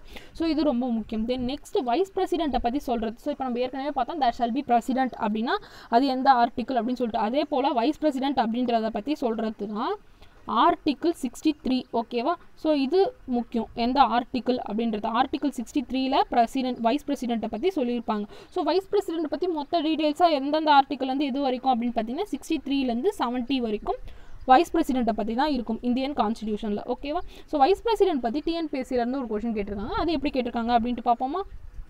இந்த கொஸ்டின் பாருங்கள். The article of constitution provides for a vice president. குடியரசு துணைத் தலைவர் பதவி பற்றி எந்த அரசியலமைப்பு சட்டப்பிரிவு கூறுகிறது அப்படின்னு சொல்லிட்டு. ஸோ இப்போ தான் நம்ம சொன்னோம் இல்லையா ஆர்டிக்கிள் 63ல் வைஸ் பிரசிடென்ட்னோட பதவி பற்றி சொல்லியிருப்பாங்க அப்படின்னு சொல்லிட்டு. ஸோ அப்போ இந்த கொஸ்டின் பார்த்தீங்கன்னா குரூப் 4 2018 கேட்டிருக்காங்க. அப்போ குரூப் 4 எக்ஸாம்லாம் பார்த்தீங்கன்னா இந்த மாதிரி தான் டேரெக்டாக இருக்கும். ஆர்டிக்கிள் இருக்குது அப்படின்னா அது எது ரிலேட்டட் அப்படின்றது ரொம்ப ரொம்ப முக்கியம். இன்னும் நம்மளுடைய ஸ்டே ஃபோக்கஸ் சேனலை சப்ஸ்கிரைப் பண்ணாதவங்க சப்ஸ்கிரைப் பண்ணிடுங்க. கூடவே பக்கத்தில் இருக்க பெல் ஐக்கானையும் ப்ரெஸ் பண்ணிடுங்க. இந்த கொஸ்டின் பாருங்கள். இதுவும் குரூப் 4 2016 கேட்டிருக்காங்க. அப்படியே சேம் கொஸ்டின், ஆனால் ஆர்டிக்கிளை கேட்காம இதில் எப்படி கேட்டிருக்காங்கன்னா article 63 of the Indian constitution refers to இந்திய அரசியல் அமைப்பின் சரத்து 63 குறிப்பிடுவது எவரை பற்றி அப்படின்ற மாதிரி கேட்டிருக்காங்க இல்லைங்களா. ஸோ பார்த்தோம் ஆர்டிக்கிள் 63 வந்து வைஸ் பிரசிடெண்ட்டை பற்றி அப்படின்னு சொல்லிட்டு. அப்போது குரூப் 4 எக்ஸாம் பொறுத்தவரை இப்படி தாங்க கொஷின்ஸ் இருக்கும். நம்ம நெக்ஸ்ட் கொஸ்டின் பார்க்கலாமா. 23rd question, correct eligible qualification of vice president. குடியரசுத் துணைத் தலைவரின் தகுதிகள் பற்றி சரியானவை. நம்ம ஏற்கனவே சொன்னோம், பிரசிடென்ட்டுக்கும் வைஸ் பிரசிடென்ட்டுக்கும் சிமிலராக தான் இருக்கும் குவாலிஃபிகேஷன். இந்த member of Rajya Sabha and member of லோக்சபானுடைய எலிஜிபிலிட்டியை தவிர்த்து அப்படின்ட்டு சொன்னோம். அப்போது ஃபஸ்ட்டு வைஸ் பிரசிடென்ட்டுக்கான எலிஜிபிள் குவாலிஃபிகேஷன் பார்த்திங்கன்னா இந்தியன் சிட்டிசனாக இருக்கணும். செகண்ட் பார்த்திங்கன்னா மினிமம் ஏஜ் வந்து 35 இருக்கணும். தேர்டு வந்து ராஜ்யசபா மெம்பராக இருக்கிறதுக்கான குவாலிஃபிகேஷன் இருக்கணும் அப்படின்ட்டு பார்த்தோம் இல்லைங்களா. லோக்சபா அப்படின்றது பிரசிடென்ட்னுடைய எலிஜிபிள் குவாலிஃபிகேஷன். ஓகேவா. தென் இன்னொன்று என்ன பார்த்தோம், ப்ராஃபிட்டுக்கு உண்டாக்குற மாதிரி ஆஃபீஸ் எதுலையுமே வந்து அவர் கலந்து கொள்ளக்கூடாது. கவர்மெண்ட் வழியாக ப்ராஃபிட் வரக்கூடிய வேறு எந்த பதவியிலும் இருக்கக்கூடாது அப்படின்ட்டு பார்த்தோம் இல்லைங்களா. ஸோ இது எல்லாமே தான் வைஸ் பிரசிடென்ட்டுக்கான குவாலிஃபிகேஷன். ஓகேவா. நெக்ஸ்ட் கொஸ்டின் பார்க்கலாமா. 24th question, who is the ex officio chairman of Rajya Sabha? மாநிலங்களவையின் அலுவல் வழி தலைவர் யார் அப்படின்னு பார்த்தீங்கன்னா வைஸ் பிரசிடென்ட் தான். ஓகேவா.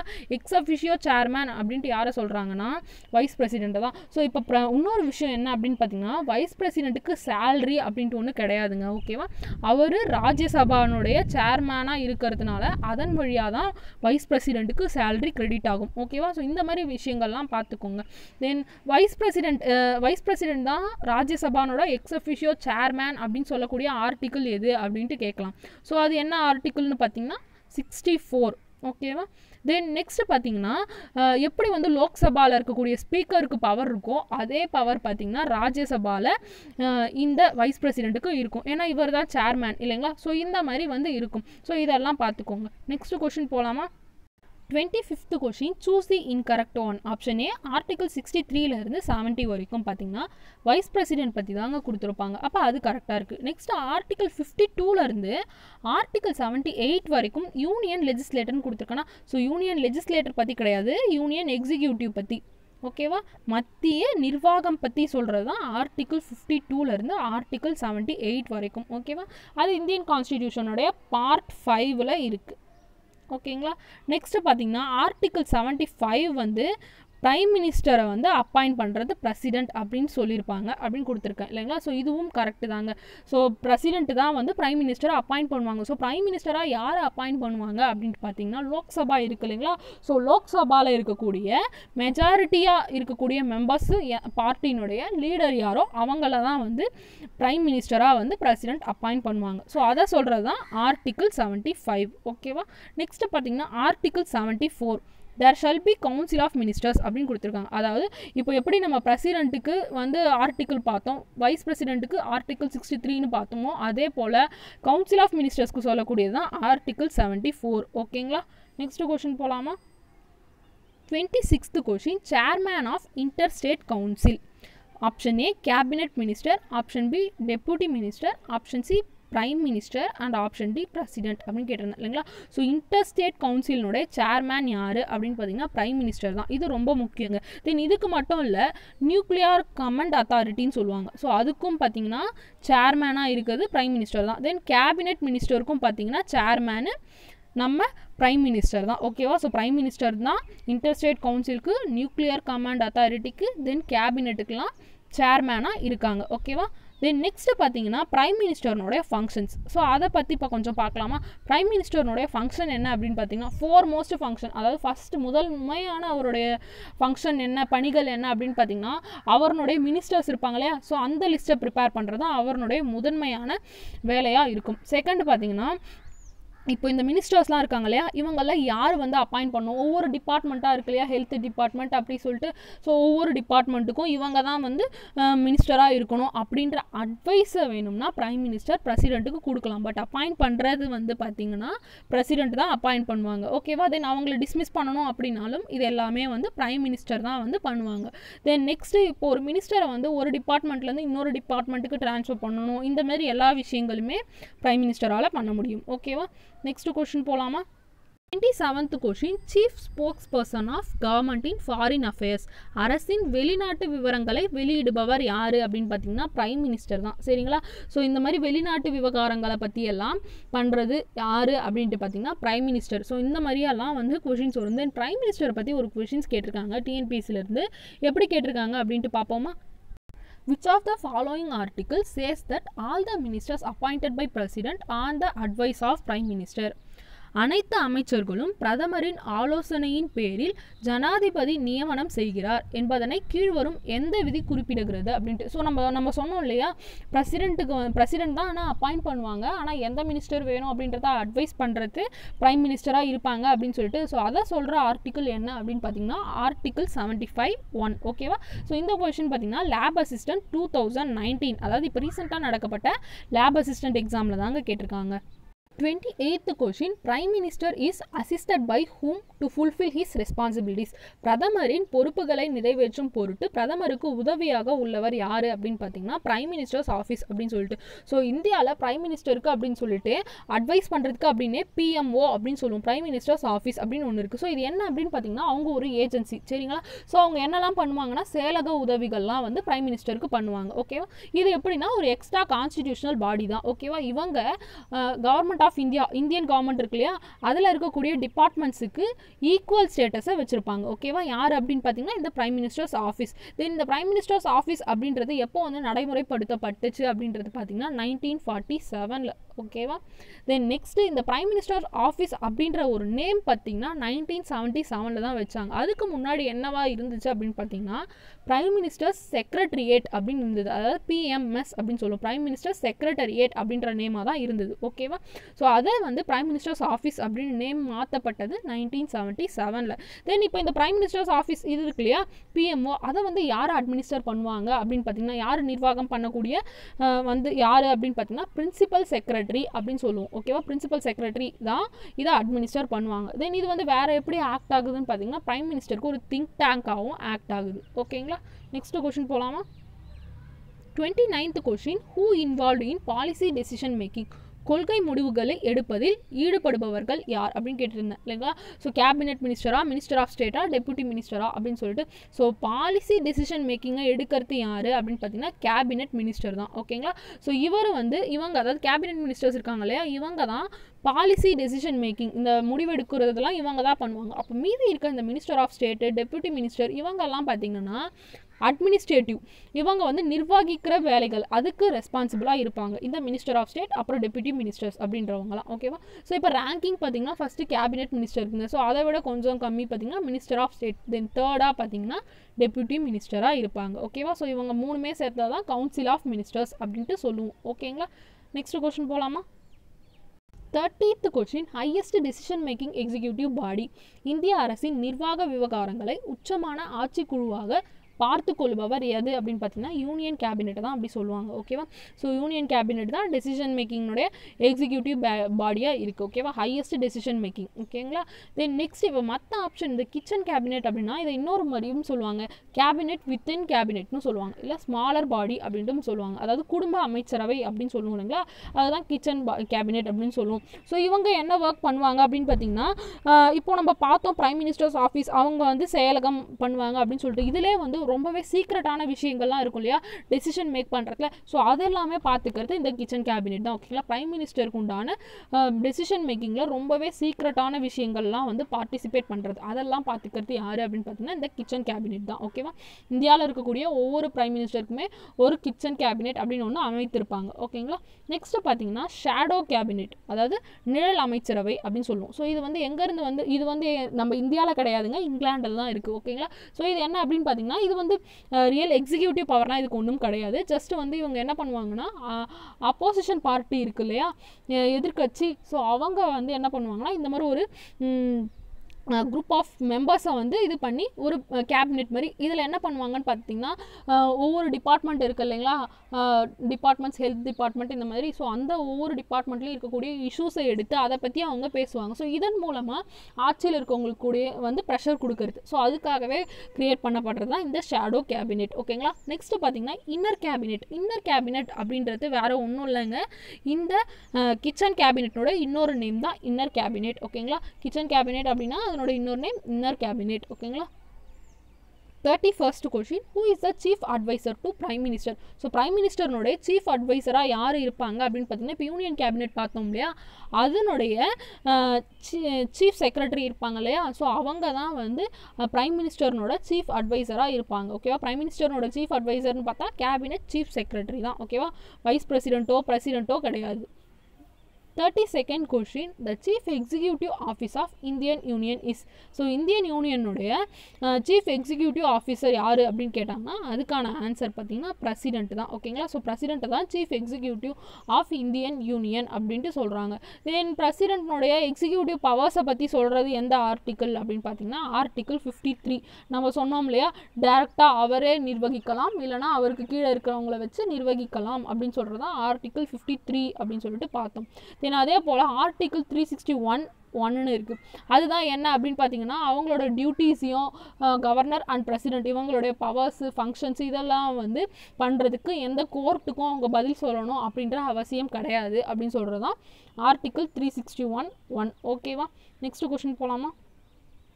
33rd question, correct one about vice president. So vice president பற்றி சரியானவை கேட்டிருந்தோன்னா option A supreme commander of armed forces, முப்படைகளின் தலைமை தளபதியாக செயல்படுகிறார் அப்படின்ட்டு கொடுத்துருந்தேன். ஆமாங்க, இதை பற்றி சொல்கிறதும் ஆர்டிக்கிள் ரொம்ப முக்கியம். எந்த ஆர்டிக்கிள்னு பார்த்தீங்கன்னா 53(2) அப்படின்னு சொல்லுவோம்.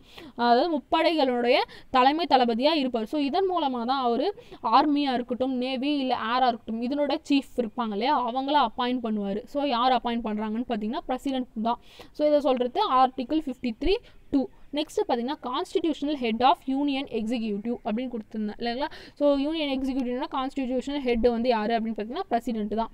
நெக்ஸ்ட் பார்த்தீங்கன்னா குவாலிஃபிகேஷன், இது எல்லாமே கரெக்ட் அபவுட் வைஸ் பிரசிடென்ட் அப்படின்னு கொடுத்துருக்காங்க. ஆனால் இது எல்லாமே நம்ம பேசப்படுறது பிரசிடென்ட்டை பற்றி. ஓகேங்களா, ஸோ கன்ஃபியூஸ் ஆகிக்காதீங்க. இப்போ நம்ம பேசிகிட்டு இருக்கிறது பிரசிடென்ட்டை பற்றி. நானாக கொஷினில் ட்விஸ்ட் பண்ணி எப்படி கேட்டிருந்தேன்னா வைஸ் பிரசிடென்ட் பற்றி சரியானது அப்படின்னு கேட்டிருந்தேன். தென் நெக்ஸ்ட் குவாலிஃபிகேஷன் பிரசிடென்ட்டுக்கு என்னவா இருக்கும், லோக்சபா மெம்பர்னோட குவாலிஃபிகேஷன் இருக்கணும் அப்படின்ட்டு பார்த்தோம். அதுவே வைஸ் பிரசிடென்ட்டுக்கு பார்த்தா ராஜ்யசபாவுடைய மெம்பராக இருக்கிறதுக்கான குவாலிஃபிகேஷன் இருக்கணும் அப்படின்னு சொல்லிட்டு. அப்போது இதில் கரெக்டாக இருக்கிறது option C. Then next option D பார்த்தீங்கன்னா ஆர்டிகல் 53ல் இவரை பற்றி கொடுத்துருப்பாங்க, அதாவது வைஸ் பிரசிடென்ட்டை பற்றி கொடுத்துருப்பாங்க அப்படின்னு சொன்னோம். ஆர்டிகல் 63ல் தான் வைஸ் பிரசிடென்ட்டை பற்றி கொடுத்துருப்பாங்க. ஆர்டிகல் 53ல் இப்போ தான் சொன்னோம் ப்ரீவியஸ் கொஷின்லேயே இல்லையா, எக்ஸிக்யூட்டிவ் பவர், பிரசிடென்ட்டோட எக்ஸிக்யூட்டிவ் பவரை பற்றி கொடுத்துருப்பாங்க அப்படின்னு சொல்லிட்டு. அப்போது இதுவும் பிரசிடென்ட்டை பற்றி தான் இருக்குது. வைஸ் பிரசிடென்ட்டை பற்றி ஆப்ஷன் சி மட்டும்தான் கரெக்டாக இருக்குது. ஓகேங்களா, நெக்ஸ்ட் கொஷின் போகலாமா? 34th question, how many residence and office does president have? குடியரசுத் தலைவருக்கு இல்லம் மற்றும் அலுவலங்கள் எத்தனை இடங்கள் உள்ளன அப்படின்னு கேட்டிருந்தேன் இல்லைங்களா. ஸோ டோட்டலாக 3 இருக்குங்க. அதாவது அஃபிஷியல் ரெசிடென்ஸ் அப்படின்னு ஒன்று பார்த்தோமா, ராஷ்டிரபதி பவன் டெல்லியில் இருக்குது. அது இல்லாமல் 2 இருக்குங்க. ஸோ அது என்னென்ன அப்படின்னு பார்த்தீங்கன்னா அதை பற்றி நம்ம அடுத்த கொஷினில் பார்ப்போம் சரிங்களா. ஸோ டோட்டலாக 3 இருக்குது. அதில் ராஷ்டிரபதி பவன் தான் அஃபிஷியல் ரெசிடென்ஸ். அதுக்கு வந்து அவர் எந்த ரெண்ட்டும் பே பண்ணணும் அப்படின்ற அவசியம் கிடையாது. தென் அதிலே பார்த்தீங்கன்னா ரெசிடென்ட்டும் இருக்கும், ஆஃபீஸும் இருக்கும் அந்த பில்டிங்லேயே. ஓகேங்களா, then next office come residence அப்படின்ட்டு ஒன்று இருக்குது. ஸோ அதை பற்றி நம்ம அடுத்த கொஷனில் பார்ப்போம். 35th question, which one is not the location for president? Residence come office. குடியரசுத் தலைவர் இருப்பிடத்துடன் கூடிய அலுவலகங்கள் இல்லாத இடம் எது அப்படின்னு கேட்டிருந்தேன். அதாவது இப்போ நம்ம சொன்னோம் இல்லையா 3 இருக்குது அப்படின்னு சொல்லிட்டு, அதில் 1 ராஷ்டிரபதி பவன் டெல்லியில் இருக்கிறதா பார்த்துட்டோம். அப்போ ரிமைனிங் 2 என்ன அப்படின்னு பார்த்தீங்கன்னா ஆஃபீஸ் கம் ரெசிடென்ஸ் அப்படின்னு சொன்னோம் இல்லைங்களா. ஸோ இதற்கு வந்து பார்த்திங்கன்னா அவர் வருஷத்தில் ஒரு முறையாவது கண்டிப்பாக வந்து போயிட்டு அந்த விசிட் பண்ணுவார். ஓகேங்களா, ஸோ அது எங்கெங்கே இருக்குது அப்படின்னு பார்த்தீங்கன்னா நார்த்தில் ஒன்று இருக்குது, சவுத்தில் ஒன்று இருக்குது. ஸோ எதற்காக இப்படி வந்து அவங்க பண்ணாங்க அப்படின்னு பார்த்தீங்கன்னா இந்தியாவில் இருக்கக்கூடிய யுனைட்டியையும் ப்ளஸ் இந்த டிவோர்ஸ் கல்ச்சரையும் தெரிவிக்கிறதுக்காகவே நார்த்தில் ஒரு பில்டிங்கும் சவுத்தில் ஒரு பில்டிங்கும் அந்த ஆஃபீஸ் கம் ரெசிடென்ஸாக இருக்குது. ஓகேங்களா, ஸோ அது என்னென்னு பார்த்தீங்கன்னா ராஷ்டிரபதி நிலையம் ஹைதராபாத்தில் ஒன்று, தென் ரீட்ரீட் பில்டிங் அப்படின்னு சொல்லுவாங்க ஷிம்லாவில் இருக்குது. ஓகேங்களா, ஸோ நார்த்தில் ஷிம்லாவில் வந்து ரீட்ரீட் பில்டிங்கும், தென் ஹைதராபாத்தில் ராஷ்டிரபதி நிலையம் அப்படின்ட்டும் ஆஃபீஸ் கம் ரெசிடென்ஸ் இருக்குது. ஓகேங்களா, ஸோ இதை பார்த்துக்கோங்க. நெக்ஸ்ட் கொஷின் போகலாமா? 36th question, statement 1, there is no qualification needed to become a president of India. குடியரசுத் தலைவருக்கான தேர்தலில் போட்டியிடுவதற்கான தகுதிகள் எதுவும் இல்லை அப்படின்ட்டு கொடுத்துருந்தேன். ஸோ வந்து பிரசிடென்ட் ஆகணும் அப்படின்னா குவாலிஃபிகேஷன் பற்றி நம்ம பார்த்துட்டோம். அப்போ குவாலிஃபிகேஷன் இல்லை அப்படின்னு சொல்கிறதே தவறு தான். நெக்ஸ்ட் பார்த்தீங்கன்னா president name should be proposed at least 15 electors. So 15 பேராவது பிரசிடென்ட் எலெக்ஷனில் பார்ட்டிசிபேட் பண்ணணும் அப்படின்ட்டு பார்த்தோமா. ஸோ மினிமம் 15 பேர் கிடையாதுங்க, மினிமம் 10 பேர். ஓகேங்களா, மினிமம் 10 பேர் வந்து முன்மொழிவாங்க. ஓகேங்களா, அப்படி முன்மொழிந்ததுக்கு அப்புறமா அகைன் ஒரு 10 பேர் வந்து அதை வழிமொழியணும். ஓகேவா, அப்போ தான் வந்து அப்படி தான் வந்து பிரசிடென்ட்னோட எலெக்ஷன் வந்து ஏற்படும். ஓகேங்களா, ஸோ அப்போ இதில் வந்து 2மே தவறாக தான் இருக்குது. நெக்ஸ்ட் கொஷின் போகலாமா? 37th question, incorrect about election of president. So president நோட election பத்தி தவறா இருக்குது. Option A, elected members of state can vote. So இது நம்ம பார்த்துட்டோம் இல்லைங்களா. ஸோ 3 பேர் யாரெல்லாம் பார்ட்டிசிபேட் பண்ணுவாங்க அப்படின்னு சொல்லிட்டு, ஒன்று வந்து ராஜ்யசபா அண்ட் லோக்சபா அதில் இருக்கக்கூடிய எலெக்டட் மெம்பர்ஸ், செகண்ட் பார்த்தா ஸ்டேட்டில் இருக்கக்கூடிய லெஜிஸ்லேட்டிவ் அசம்பிளிஸ்னோட எலெக்டட் மெம்பர்ஸ், தேர்டு பார்த்தா டெல்லி அண்ட் புதுச்சேரியில் இருக்கக்கூடிய லெஜிஸ்லேட்டிவ் அசம்பிளினுடைய மெம்பர்ஸ் அப்படின்ட்டு பார்த்தோம். அப்போ இது கரெக்டாக இருக்குது. Next option B, system of proportional representation by single transferable vote, ஒற்றை மாற்று வாக்கு மூலம் விகிதாச்சார பிரதிநிதித்துவத்தின் படி வாக்காளர் குழுமத்தால் தேர்ந்தெடுக்கப்படுகிறது. ஸோ இது வந்து ப்ரொபோர்ஷனல் அப்படின்னு சொல்கிறது. ஸோ இவங்க இவ்வளோ மெம்பர்ஸ் அப்படின்ட்டு பிரிச்சிருக்காங்க இல்லையா, அதை தான் வந்து ப்ரொபோர்ஷனல் அப்படின்னு சொல்லுவாங்க. நெக்ஸ்ட் பார்த்தீங்கன்னா சிங்கிள் டிரான்ஸ்ஃபரபிள் ஓட், ஸோ ஒற்றை மாற்று முறை, அதுவும் கரெக்டு தான். நெக்ஸ்ட் பார்த்தீங்கன்னா he take and oath of office before prime minister அப்படின்னு கொடுத்துருக்காங்க. ஸோ இது பதவி பிரமாணம் செய்கிறது யார், சீஃப் ஜஸ்டிஸ் ஆஃப் இந்தியா அப்படின்ட்டு பார்த்தோம். அப்போ இதில் வந்து தவறாக இருக்கிறது பிரைம் மினிஸ்டர் அப்படின்ட்டு கொடுத்துருக்காங்க. இது வராது இல்லைங்களா. ஸோ நெக்ஸ்ட் கொஷின் பார்க்கலாமா. 38th question, choose the correct one. Option A, V Giri 1967 to 1969 கொடுத்தேன். ஸோ இது எதுக்காக கொடுத்தேன் அப்படின்னு பார்த்தீங்கன்னா, டிஎன்பிஎஸ்சிலேருந்து சில கொஷின்ஸ் கேட்குறாங்க.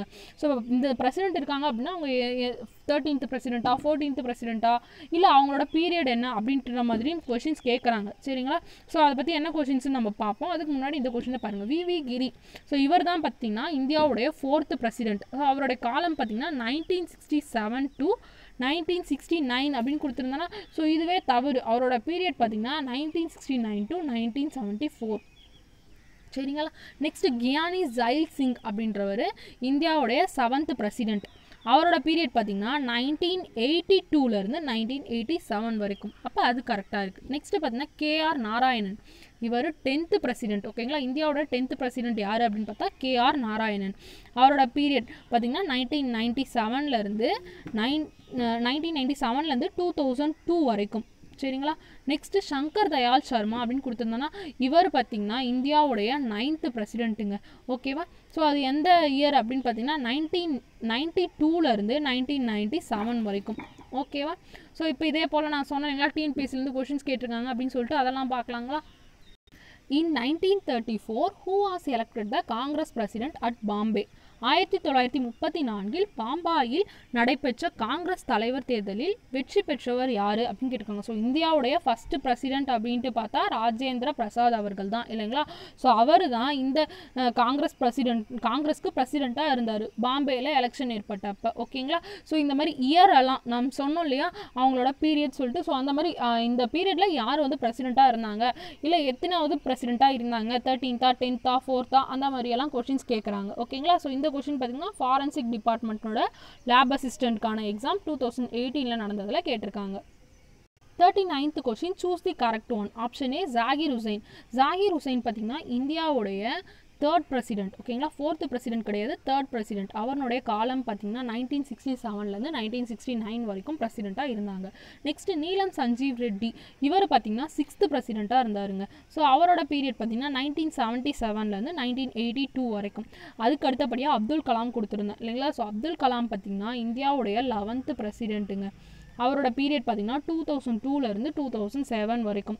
அடுத்து வெங்கடராமன் பார்த்தீங்கன்னா இந்தியாவோட 8th பிரசிடெண்ட்டாக இருந்தாங்க. அவங்களோட பீரியட் 1987லேருந்து 1992 வரைக்கும் சரிங்களா. நெக்ஸ்ட் கொஷின் போகலாமா. 40th question, Ramnath Kovind is எத்தனாவது பிரசிடென்ட் அப்படின்ற மாதிரி கேட்டிருந்தேன் இல்லைங்களா. ஸோ ராம்நாத் கோவிந்த் பார்த்தீங்கன்னா 14th பிரசிடென்ட் ஓகேவா. அப்போது 14th பிரசிடென்ட் தான் இப்போது ராம்நாத் கோவிந்த் தான் இருக்காங்க. 2017லேருந்து அவங்க தான் பிரசிடெண்ட்டாக இருக்காங்க ஓகேவா. தென் அதற்கு முன்னாடி அப்போ 13th பிரசிடென்ட் யார் அப்படின்ட்டு கேட்கலாம். யாருன்னு பார்த்தீங்கன்னா பிரணாப் முகர்ஜி ஓகேவா. அதற்கும் முன்னாடி 12th பிரசிடென்ட் யார் அப்படின்னு பார்த்தீங்கன்னா பிரதீபா பட்டீல்.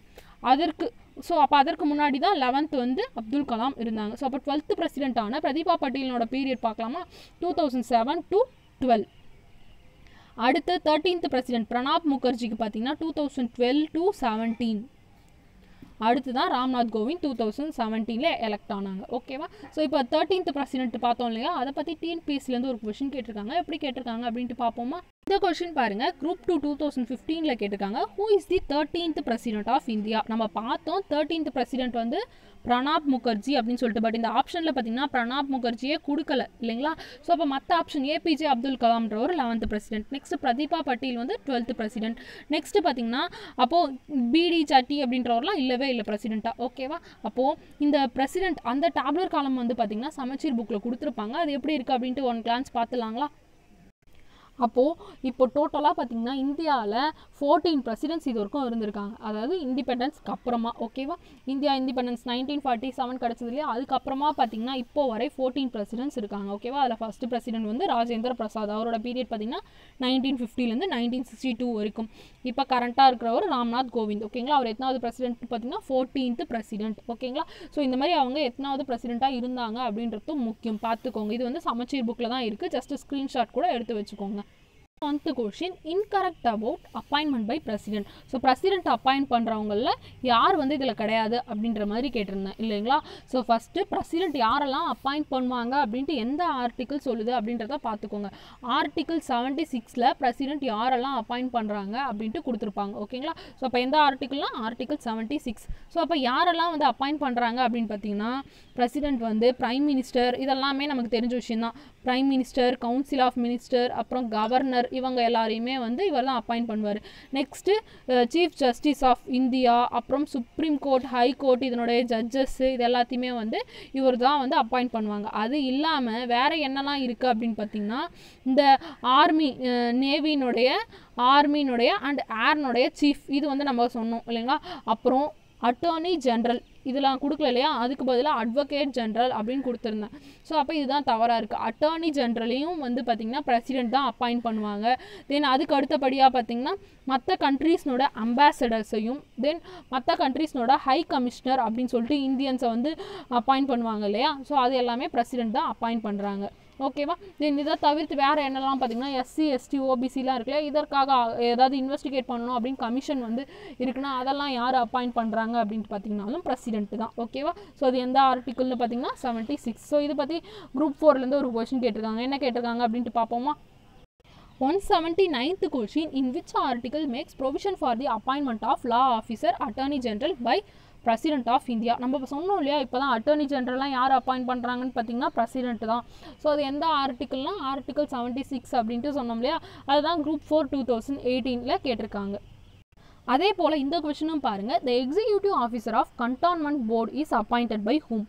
கண்டான்மெண்ட் வாரியத்தின் தலைவர் யாரால் நியமனம் செய்யப்படுகிறார் அப்படின்னு கேட்டிருக்காங்க. ஸோ இதுவும் பார்த்தீங்கன்னா பிரசிடென்ட் தான் அப்பாயிண்ட் பண்ணுறாங்க. ஓகேவா? இது வந்து லேப் அசிஸ்டன்ட் ரீசெண்டாக நடக்கப்பட்ட 2019ல் நடக்கப்பட்ட எக்ஸாமில் தான் கேட்டிருக்காங்க. 42nd question, choose the correct one மாதிரி கேட்டிருந்தாங்க இல்லைங்களா? Option A, president summons parliament at least 1 time in a year. So குடியரசுத் தலைவர் ஆண்டுக்கு ஒரு முறை நாடாளுமன்றத்தை கூட்டுகிறார் அப்படின்னு கொடுத்துருந்தாங்க இல்லைங்களா? ஸோ ஆண்டுக்கு ஒரு முறை கிடையாதுங்க, 2 times. ஓகேங்களா? 2 times வந்து நாடாளுமன்றத்தை கூட்டுகிறார். ஓகேவா?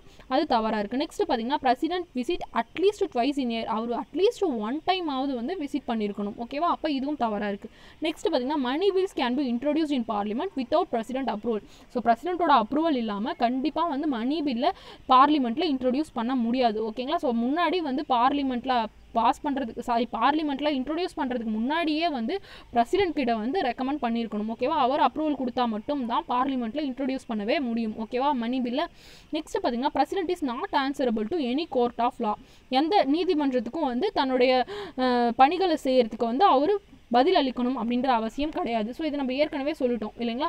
இது கரெக்டாக தான் இருக்குது. தென் வேறு என்னெல்லாம் பண்ணுறாங்க அப்படின்னு பார்த்தீங்கன்னா பார்லிமெண்ட்டுக்கு ஒரு பில்லு பாஸ் ஆகுது அப்படின்னா அது ஆக்டாக மாறணும் அப்படின்னா அது வந்து ஆக்டாக மாறுறதுக்கு கண்டிப்பாக பிரசிடென்ட்னுடைய அப்ரூவல் இருந்தாகணும். அப்போ தான் வந்து ஒரு பில்லு வந்து ஆக்டாக மாறும். ஓகேங்களா? பாஸ் ஆன ஒரு பில்லு வந்து ஆக்டாக மாறும். ஸோ இந்த மாதிரி ஒரு கொஸ்டின் பார்த்துக்கோங்க. தென் பார்த்தீங்கன்னா இது ஏற்கனவே பார்த்தோம், நான் மணி பில்ஸ் வந்து பெண்டிங்கில் இருக்குது அப்படின்னா அதுக்கு வந்து அது அகைன் வந்து பார்லிமெண்ட்டுக்கு எந்த பார்லிமெண்ட்டில் வந்து அந்த பில்லு வந்து பெண்டிங்கில் இருக்கோ அதுக்கான மெசேஜ் வந்து கண்டிப்பாக பிரசிடென்ட் கொடுக்கலாம், இல்லை வந்து அதை ரீகன்சிடர் பண்ணணும் அப்படின்னு சொல்லிட்டு அகைன் பார்லிமெண்ட்டுக்கே திருப்பியும் அனுப்பலாம். இந்த மாதிரியான உரிமைகளும் இருக்குது. தென் பார்த்தீங்கன்னா இவர் எப்படி வந்து அதாவது நாடாளுமன்றத்தை கூற்றாரோ அதே போல் அவர் கலைக்கவும் உரிமைகள் உண்டு. ஓகேங்களா. ஸோ அவர் எப்போ வேணால் டெர்மினேட் பண்ணலாம்.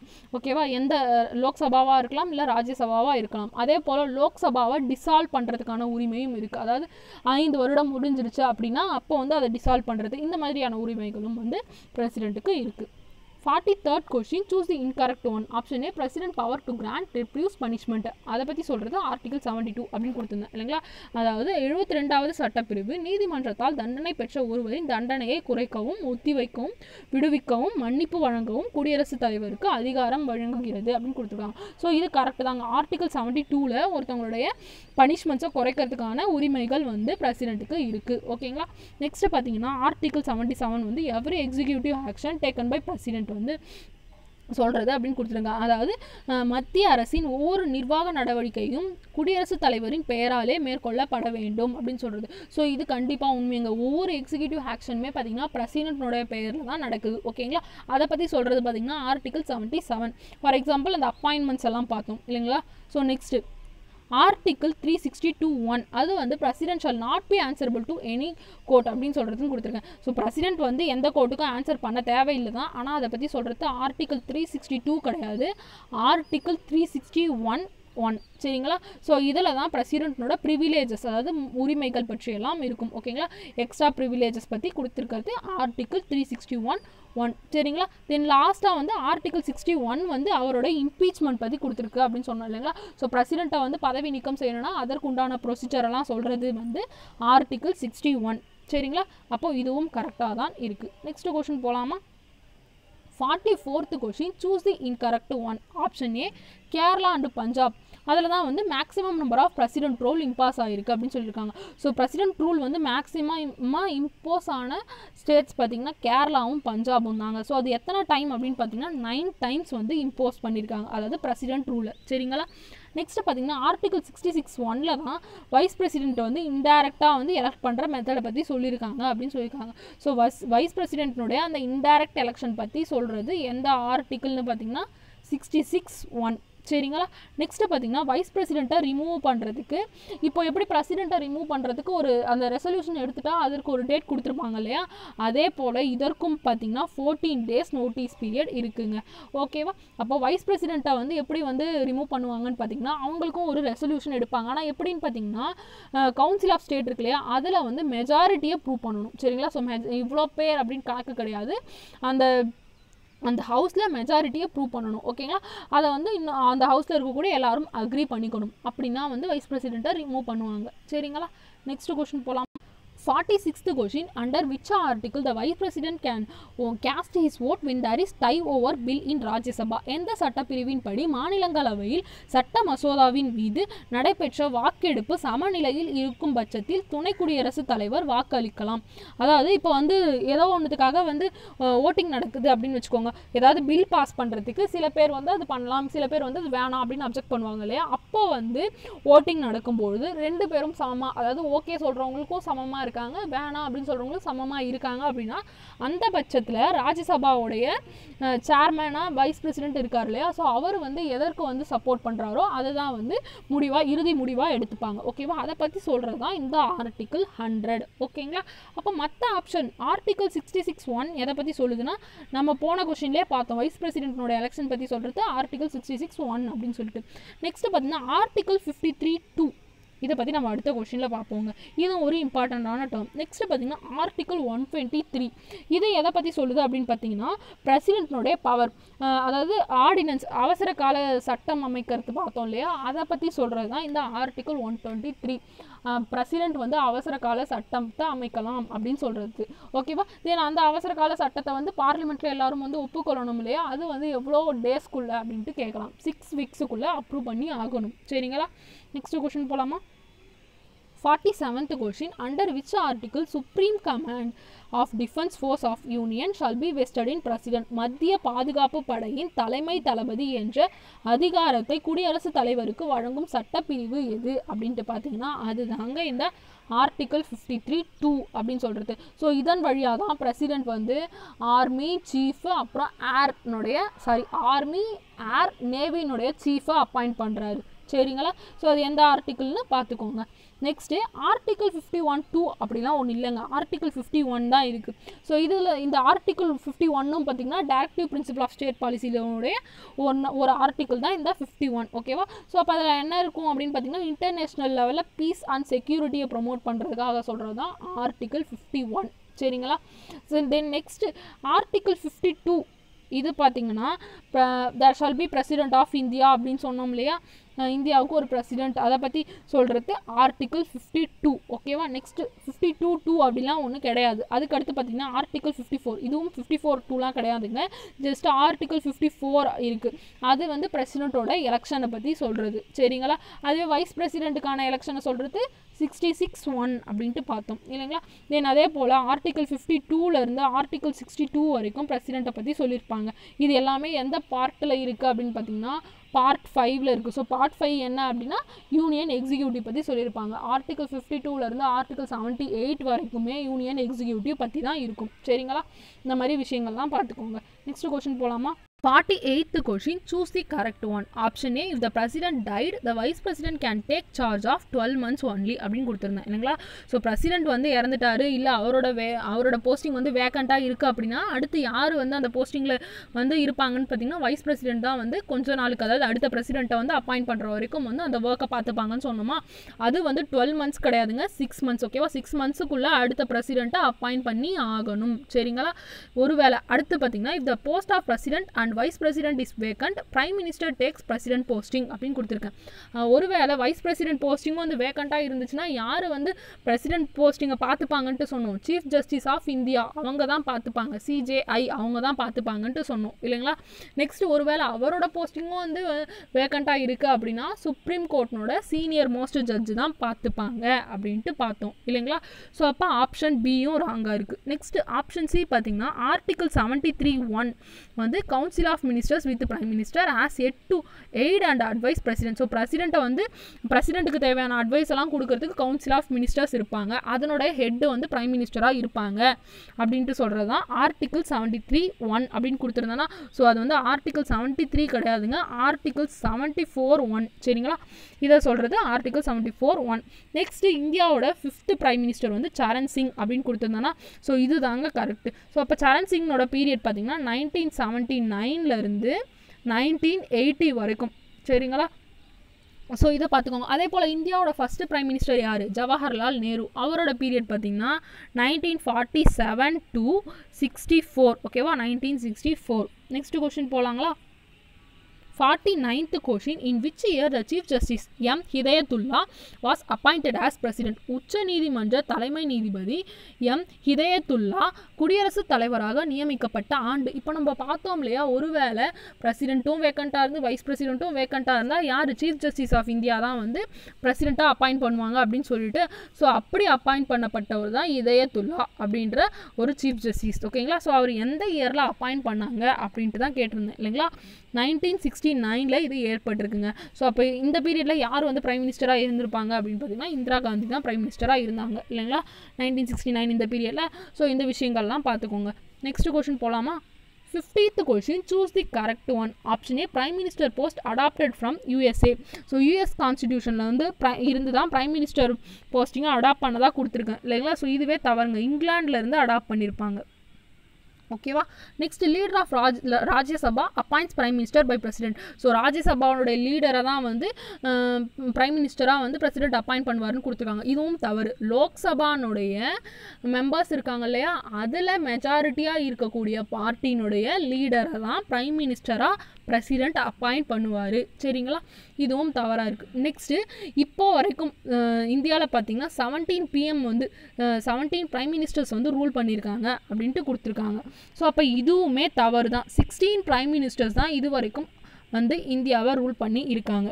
நெக்ஸ்ட்டு ஆர்டிகல் 78 வந்து பிரைம் மினிஸ்டர்னுடைய டியூட்டிஸையும் ஃபங்க்ஷன்ஸையும் சொல்லுது அப்படின்னு கொடுத்துருக்கேன் இல்லைங்களா. ஸோ அப்போ பிரைம் மினிஸ்டர்னுடைய டியூட்டிஸ் அண்ட் ஃபங்க்ஷன்ஸ் சொல்கிறது ஆர்டிகல் 78. அப்போ இதுவும் கரெக்டாக தாங்க இருக்குது.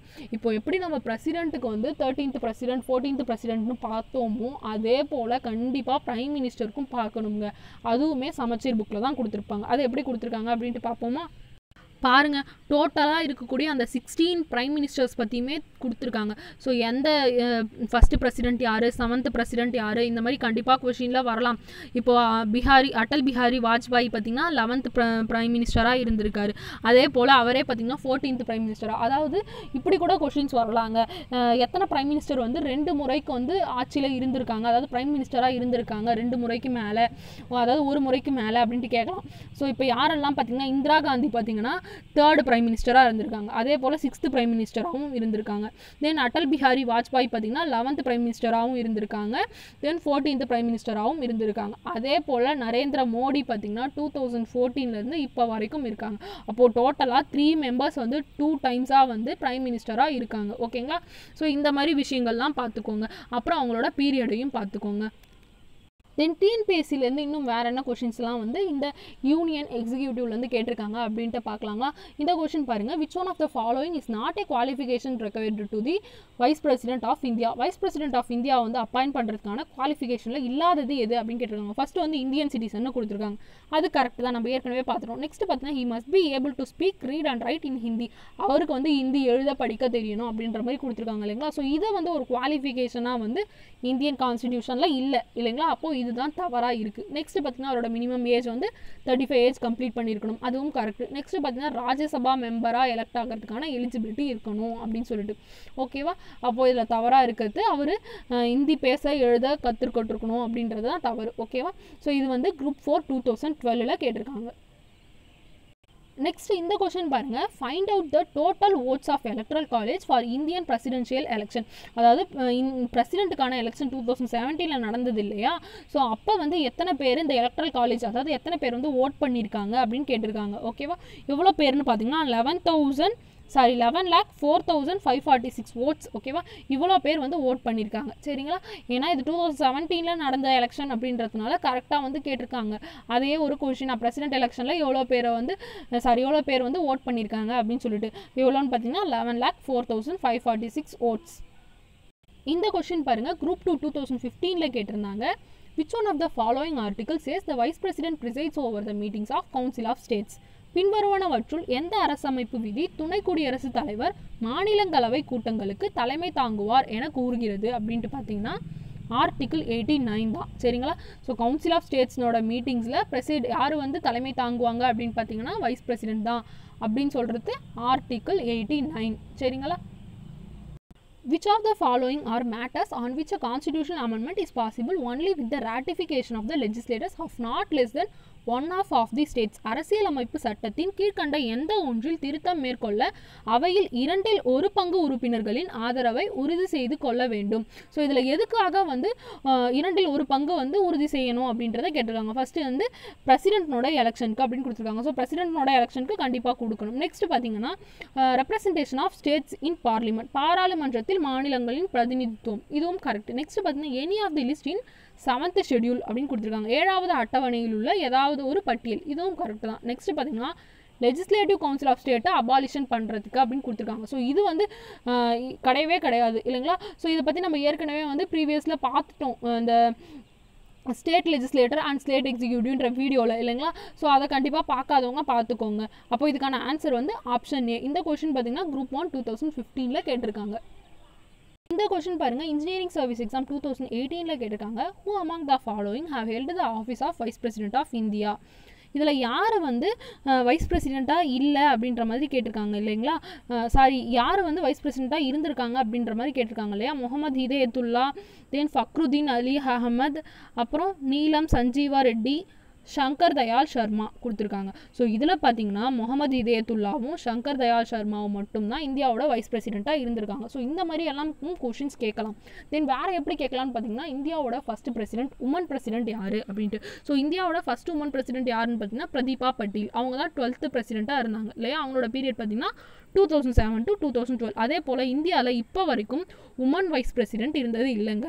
தென் பிரைம் மினிஸ்டர் இந்தியாவோட ஃபர்ஸ்ட் உமன் பிரைம் மினிஸ்டர் யார் அப்படின்ட்டு பார்த்தீங்கன்னா இந்திரா காந்தி தான். சரிங்களா. So first and only female prime மினிஸ்டர்னு சொல்லலாம். ஏன்னா அவங்கள தவிர்த்து வேறு யாருமே ஃபீமேல் பிரைம் மினிஸ்டராக இந்தியாவில் இதுவரை இருந்தது இல்லை. சரிங்களா. So first and only female prime minister of India அது யார் அப்படின்னு பார்த்தீங்கன்னா இந்திரா காந்தி. ஓகேங்களா.